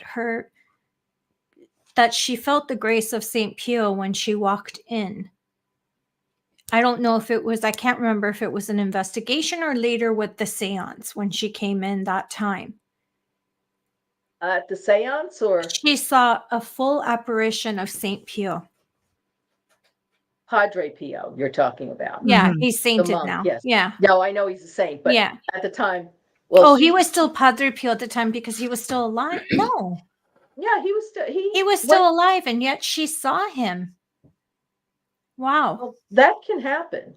No, I know. I yeah. didn't even click to me until you said it. I'm like, wait, he passed away. Oh no. He passed away in 86 or 68. I think it was 68. So he would have, 68. then he would have been gone by then. But she was a great devotee of Padre Pio. Yeah, me too. And she had a lot of she had some relics from him and sacramentals, etc. But my point was, in talking to her, just like in talking to Kathy Lutz, in talking to Danny and Christopher, the stories didn't waver. Kathy always said, people don't believe me. I know what happened there. And Kathy was, after she and George got divorced, I mean, she went back to just living a life, and she was delivering Meals on Wheels. She was a lovely person. Yeah. So I don't think she would have gone to her death without confessing if it had been a thing. Somebody's asking me a question. The speckled egg. Laura, did I feel anything myself? Yes. Okay, so now I always get asked this. I mean, I have to tell you, when we get to the seance, I'm in this house. It's lit from top to bottom, from basement to the third floor attic. And things started to happen that night. You didn't see a lot on camera. So the short answer to the speckled eggs question, did I feel anything myself? No. I felt like I might as well have been a pet rock.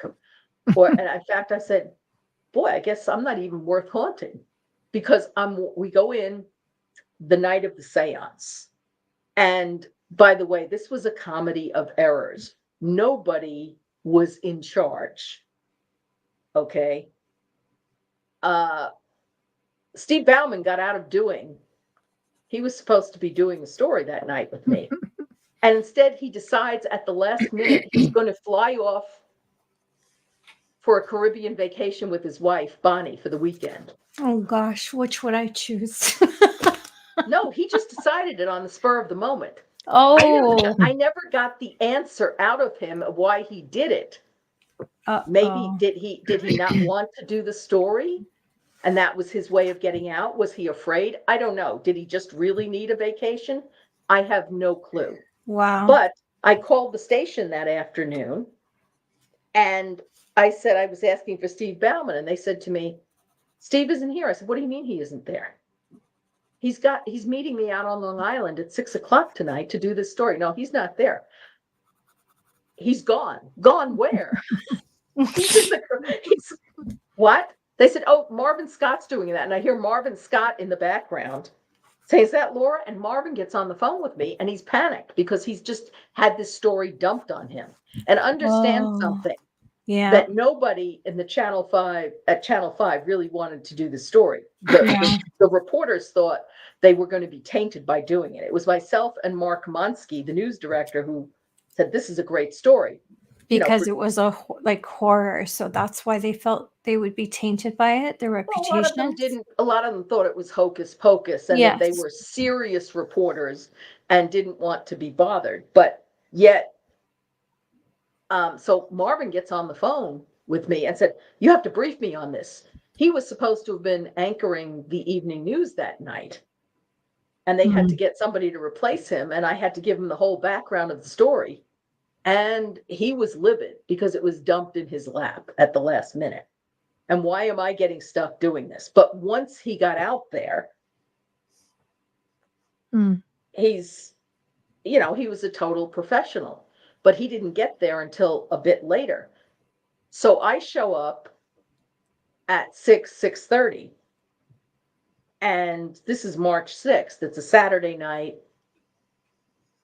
And I had to leave. It was my mom's birthday. So I had to leave the party. So it's dark. And I go, the house, you go in through the side door on the side of the house. And it had the window on either side of the door. And I'm just about to put the key in the door and the house was lit up. And all of a sudden I look up and I see this man's face.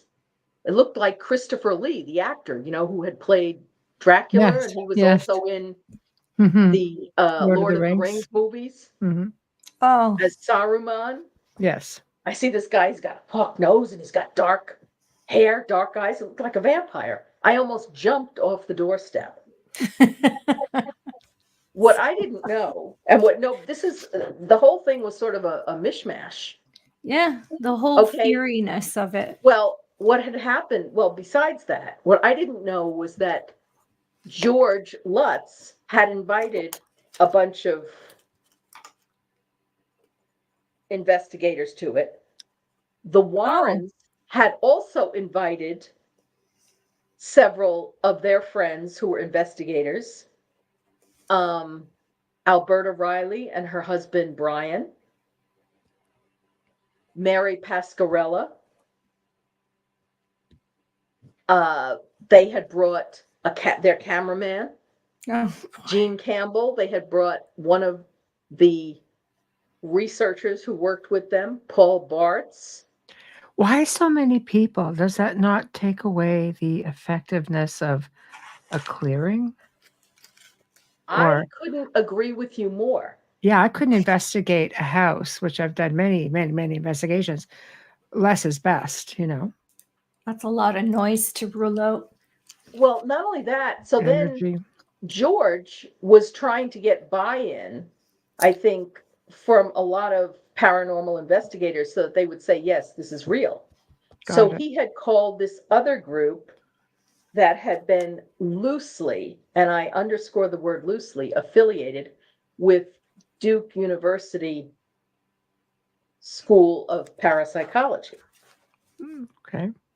Okay, but it wasn't. They weren't with that. It was sort of more like a Ghostbusters thing. Oh, geez. This group had the Dream Lab, so it was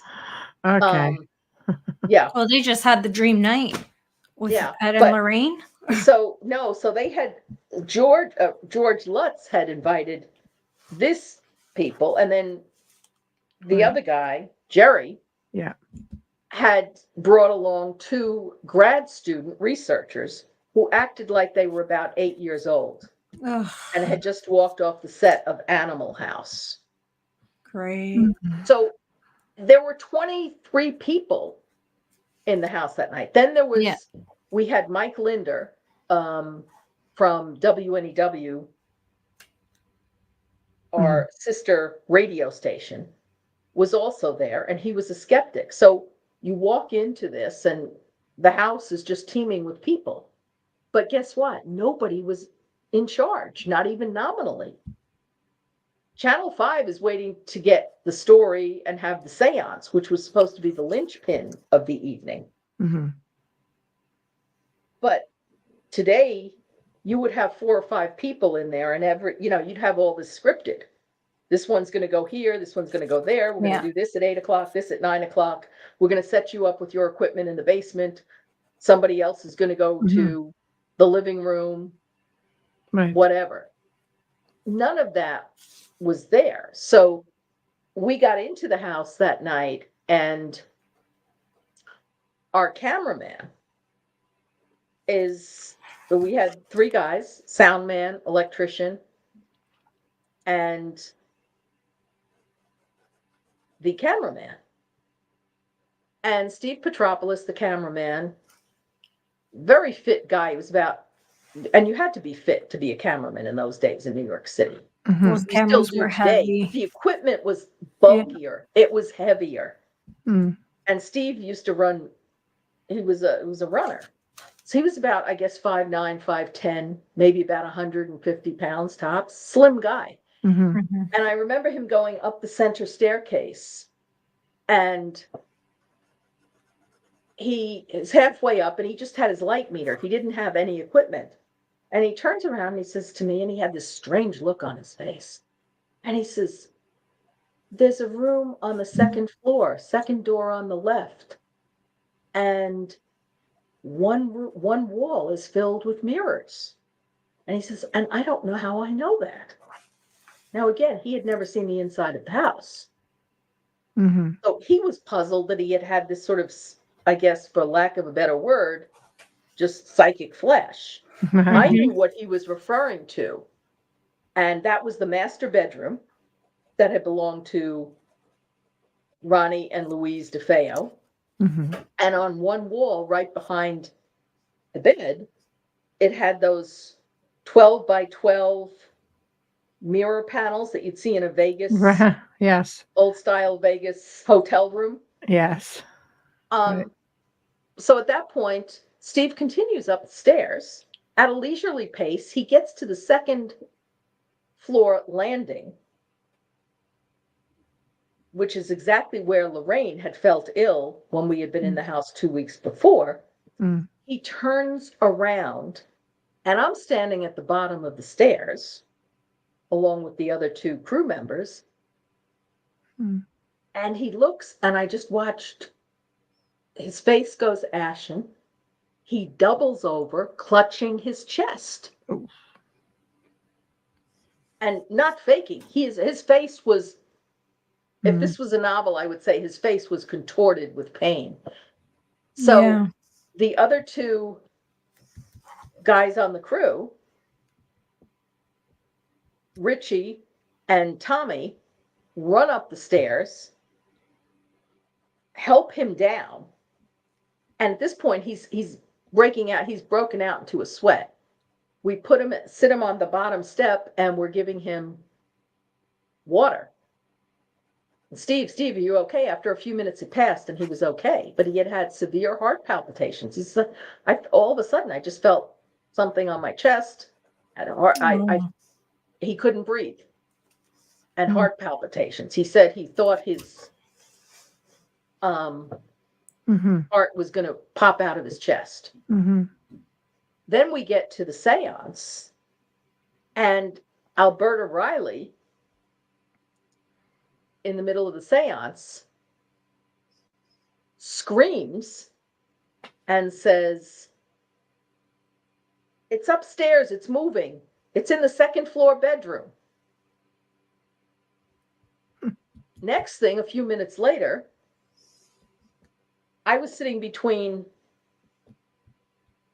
Marvin Scott on my right, and I have Mike Linder on my left. Two big skeptics, and both Scorpios, by the way. Mm-hmm. And all of a sudden, Marvin leans over and says to me, "Hey, I just felt a chill." I didn't feel anything. 5 minutes after that, Mike Linder leans over and says to me, "Hey, I just felt a chill." The next thing that happens, as Lorraine is in her light trance, and she comes out and she says, "I felt that whatever was possessing this house, it's not a ghost, it's something demonic from the bowels of the earth," was what she said. And she felt that there was going to be a priest that would come along to cleanse it. He would be the one that would rid the house of the evil and the darkness. Then the next thing I know, Mary Pasquarella runs out of the dining room where the seance is being held and runs out onto the side lawn, and she was nauseous. So I didn't feel a thing. I didn't feel a chill. I didn't feel a tingle in my spine. But these things were happening all around me. At that point, when the seance was over, okay, what's everybody going to do? So Ed was very vexed with this, Jerry Sulfan from the Dream Lab, not with Jerry, but with the two guys that were with him, because they were saying to Ed, "Have you ever seen a ghost?"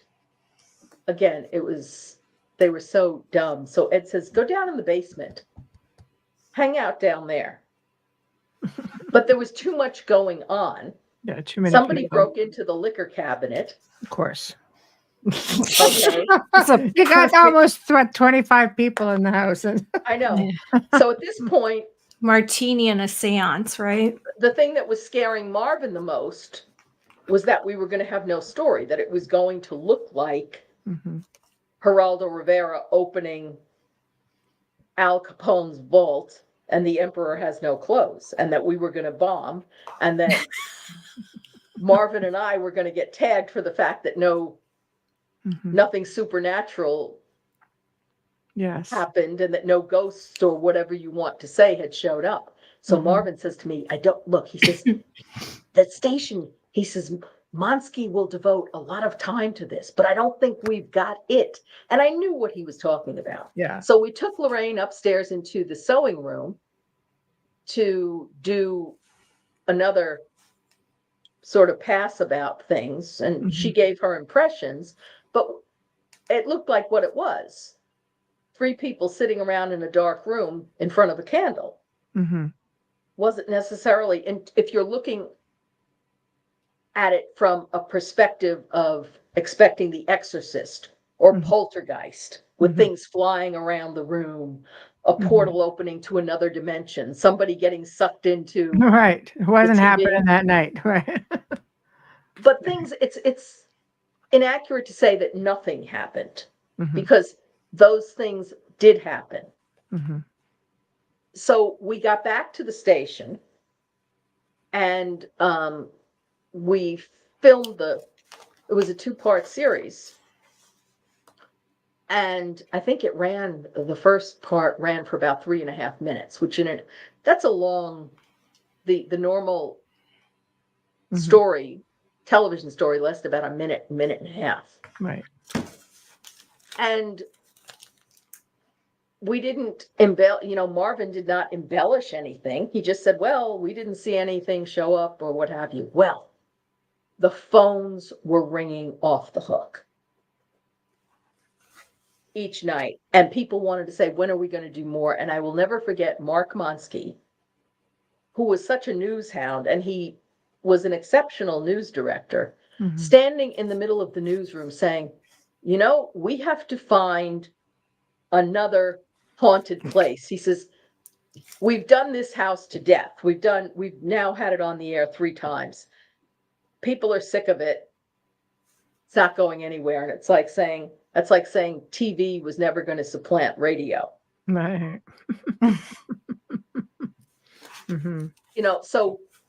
But for months afterwards, 6 or 8 months afterwards, we were still getting calls from people wanting to know more about the house. And then I went back in with Hans Holzer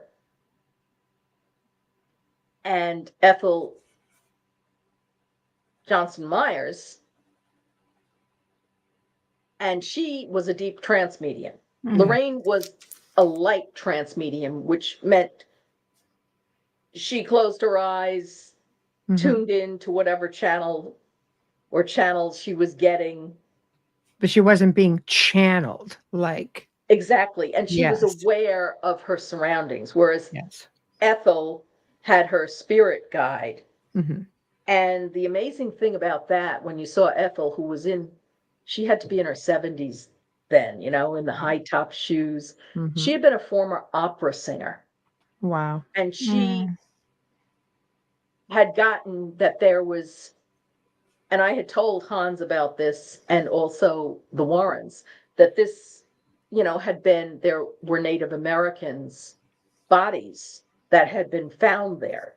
It Mhm. was not a Native American burial ground per se, like what you and I would think of as a central cemetery, but the Mhm. Native Americans were all over Long Island, obviously, Mhm. and you're going to live by the water because Yes. it's your mode of transportation, it's a food source, it's a source of Mhm. drink, Yeah. conveyance, etc. So, and they Mhm. had dug up while they were digging for a root cellar back in 1895. Wow. They found 4 bodies there, and I had actually, when I did the original research, right after the press conference with Weber and the Lutzes, I had gone to the Amityville Historical Society and found the stories from the Rockville Center Mhm. Gazette, the Brooklyn Daily Eagle, Mhm. on 2 separate occasions that they had found 4 bodies there, including what they thought was the body of a chief because he was found in an upright position. And the bones were in pretty good shape. Mhm. Well, 2 weeks later, I went back to make some photocopies, and those stories, all mention of that had disappeared. Oh, come on. And no, I'm not kidding. Wow. And for What? years, for decades, the Amityville Historical Society disputed and denied that such a find had ever been made. Of course, there is such things as microfiche, so certainly it has resurfaced, and I have those clippings now. Good. Right. But Right. so when Ethel Johnson was there with Hans and he was taking her through the thing, all of a sudden I saw this little old lady transform, and all of a sudden she had a great big Adam's apple there on her neck. And the voice came through of a Native American person who said he was very upset because some kids had found his skull, the skeletal remains of his skull, and were kicking it around like a football. So, and that upset him. So we did that with Hans, and then Hans wrote a book, Mhm. Murder in Amityville. Hans had hooked up with and made some type of a deal with William Weber, and I was never privy to the particulars of that, and I didn't ask, so that he could get access to Ronnie Defeo. Oh. And he had actually gone up and interviewed Ronnie, and Ronnie was going to tell Hans what he thought Hans wanted to hear. Mhm. That stuff went on, and then Ronnie would spend the next, until he died 3 years ago, Mhm. just making up whatever story he could. Whatever. He changed his story so many times. Mm. I don't think he even, I question whether or not he even remembered the truth. He always denied that Mhm. he killed his Mhm. siblings. He only admitted to killing the father, but he was trying to place the blame on Dawn, Mhm. you name it, still. Wow. Wow. So There's so much more. I know. From Yes. on before, and we're already past the top of the hour, and God, I mean, we could be another 2 hours just to cover everything. Well, What? tell me tell me what you would like me to hear. Ask me questions. I Because I would. could talk about this stuff. I have, I all know. these years of collected. Oh no, what I would like to do, because I would like to get everything out, is see if you could come back in October.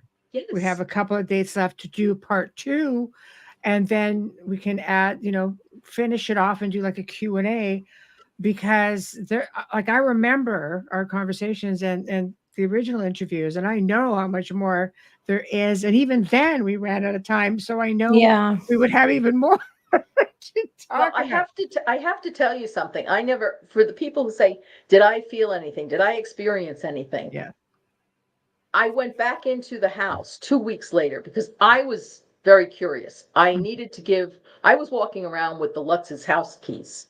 They Mhm. weren't going back to the house. But 2 weeks after the seance, I wanted to go back into the house by myself Mhm. while the house was quiet. I had the same idea that you did, Mhm. which is with so much going on. And so did Ed Warren, by the way. Ed Warren called a halt to everything at about 4 a.m. Right. Okay. Because he says, we're not going to get anything done. The house is, Mhm. it's not going to be quiet. No, not So, with that many people. I don't know why we didn't opt to go back in again with the Warrens a third time Mhm. with just them. But I wanted to go back in by myself, Mhm. being the nosy, inquisitive budding reporter I was. Only I said, okay, so I was going out to give the Lutzes back their house keys. It was on a Saturday afternoon early. I said, I'm going to stop at the house. I'm going to bring my dog Fritz with me, who was a Shepherd Labrador mix. He looked like a Mhm. shepherd. And if this dog were alive today, he would be one of those dogs, I'm convinced, that, like a golden retriever or a Labrador, could sense heart attacks or seizures, one of Right. those. He was sort of an empath. I wasn't going to be stupid enough. You know how you always see the old horror movies from the 50s and 60s, or even the 40s, where the damsel in distress goes running through the woods Mhm. Yeah. in First high the heels. basement. Yeah. First the basement. Or decides she's going to go to try and kill the vampire at sundown, just before sundown. Duh. Mhm. I said, well, I'm going in. If there's anything here, I'm going in at high noon with my German Shepherd for protection, because he's a big dog. He's 120 pounds, big German Shepherd. So, and nobody, I'm not really supposed to be there. Mhm. So I didn't tell anybody what I was doing. And again, no cell phones, no nothing. Mhm. And so I let Fritz wander around. I'm just walking around the house, and everything was as the way the Lutzes left it. The gingerbread house that Kathy had made for her kids at Christmas was still there, getting, on the dining room table. The clothes were still around, all of the furniture was as it was. And I'm walking around downstairs.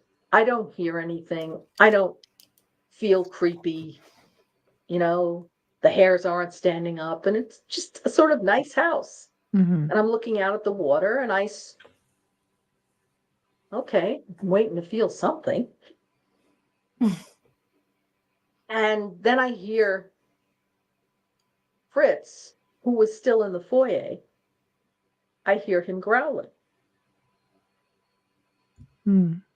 So I walk back out, because I was sort of towards the back of the house, like by what was the sunroom and things like this.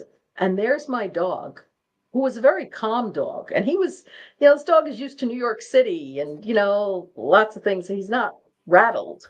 No. He's And used to the noise. Yeah, he's used to people. He's used to a lot of things happening. And there's my dog standing at the base of the stair, staring. My dog is stock still, and he's staring at a fixed point at the second floor landing. Again. The Yeah. same spot where our cameraman had the heart palpitations, where Lorraine had been feeling ill, and the hackles were up from his neck to his tailbone. Ooh. And he's not moving. And he's just growling, and he's looking at something. And now that creeped me out. At that point, I'm starting to say, because, animals can sense things that we can't. I couldn't hear anything. So somebody listening might say, well, maybe it was squirrels in the attic. Maybe somebody was in the house. But no, if it had been a live body other than me, that dog would have charged up there. Because I remember the time my grandmother lived in a 2-family house on the second floor, and her landlord had the first floor apartment, and his son came over to visit him one day, and the son had grown a beard and came in the front door, and Fritz was upstairs with me, and he saw him coming in, and that dog charged down the stairs because he thought that the dog was and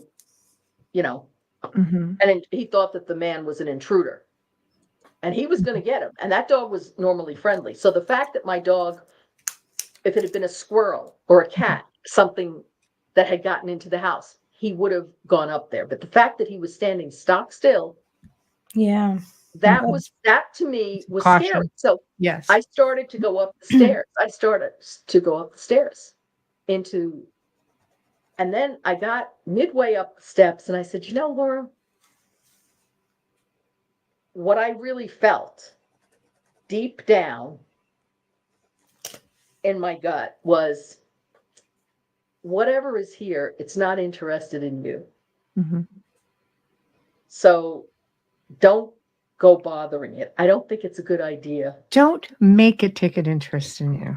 Yes. No. I don't think it's a give good it a idea. reason. Nobody wants that. Yes. So it's like, okay, well, call me yellow. I'm getting out of here at that For you. point. Yes. And I didn't tell anybody what I had done for years after. You could paint me yellow. I wouldn't stay. That's not something you want to play with when you're by yourself. Well, no, but I tell you, whatever happened in there, and by the way, another little anecdote, which I can go into more on part 2, but I'll just tell you this really quickly now, is I have talked, everybody likes to say that, the Lutzes must have made it up because nothing else ever happened to anybody who's lived there subsequently. That's not true. There have been several instances, and I talked to one of the former owners who was a skeptic. She and her husband were there, and they were quoted in the New York Times and many other places saying, it's a tired old ghost story. It's all BS. So when I was talking to this person a few years back, trying to get permission to go in again with psychic for another television show, or documentary, which did not happen. I said, we thought we'd like to take Danny Lutz in there to see what his impressions are decades later. I said the name Danny Lutz, and all of a sudden, this person who was the owner at the time of the house, who had been poo-pooing the notion, she said it was all made up. It's like watching somebody turn on a dime and say, Danny Lutz, that little blah, blah, blah, and the string of expletives followed. He's the reason. He and George, they're the ones that brought the darkness into this house. I would never let Danny Lutz in here again. What darkness? Right? Well, interesting. The person went from saying it's a tired old ghost story, and it's all made up for Hollywood, right, to I'd never let this person in here. She Right. just wanted it to be He's left the alone. one. It's his fault. Now, whatever you think of Danny, and He was just you a know, baby. he was 9 Mhm. years old. No, He didn't bring any darkness in there. he didn't bring anything in there. It was there No, when but they got there. I do think that there's a correlation between Ronnie Defeo, who drug addict, evil, and people have said, well, I don't know what his psychosis is. I'm not, different psychologists gave their assessment of him at the trial. Mhm. But it's evil what he did, pure evil. Mhm. So even if you don't believe there's anything supernatural, he's It was- evil. And I think you can leaves residue. It leaves an Just like a imprint scar. in time and space, and it that just doesn't go away. The impact that it leaves, it's like a ripple effect. Yes. And then the a lot next of thing you have, bodies, traumatic death, a lot of bodies. yes, less than a year later, the Lutzes move in, and whatever was going on there tapped into George. Mm. Mhm. So there is that connection, a place in time. And it worked on George. And at the end, I don't care, there were definitely things that were exaggerated Mhm. Of by course. the press, by the Lutzes, but at the end of the day, I think something happened to the Lutzes. You don't just suddenly, go in Mhm. and I agree. develop a new persona, Mhm. if you will. I agree. I think vultures, this vulture kind of got to him and took him into a different direction. And unfortunately, that added to the discredit. And a lot of Hollywood is not gentle. Hollywood has creative control. They come in, they make a film, they embellish it, they want the ratings. And in the end, that hurts the true story. That's why they say the documentaries are always more truthful and more interesting than feature films. Oh, yeah. Haunting in Connecticut is one of them. For a reason. Yeah. Yeah. Well, Right. I did a lot of investigations. I did several investigations accompanying the Warrens over the years, and we remained friends. I didn't talk to Lorraine every week or every day, but very interesting thing. And I think I told you this the last time, but for all the new viewers, back in early May 2006, I was sitting here in my office and I'm writing a report on computer servers. Okay, because I'm in high technology. So that's about as far as away from the supernatural and ghosts you can get. So I'm typing away, and all of a sudden, the thought comes into my head, I have to call Lorraine Warren. And I hadn't talked to Lorraine in about a year. And it wasn't like, oh, here's a picture or somebody just, I got to call Lorraine sometime. No, I had to call Lorraine right then and there. It was that compelling. So my phone is right here, my fingertips. I picked up the phone. I called Lorraine. She answered. And Ed was ill at this time. He had had a stroke. He was at home. She was taking care of him. And he was, bedridden. Lorraine and I were talking for about 2.5 hours. And how are you doing? What's going on? And she said she could still communicate with Ed, etc. And I said, oh, we'll have to do lunch. I understand you want to stay close to home. I'll come down to you. And we talked about Amityville, of course, and we were going over a few things. We talked about some of the other cases. And I said, how are you doing as, a caretaker? Because, for Ed, because I know you love him. That takes a lot out of you. And so it went on for 2.5 hours. I said, okay, you know what? I'll call you next week and I'll drive down. Because she's only about an hour and a half away from me. Okay, great. Later that night, what do I see?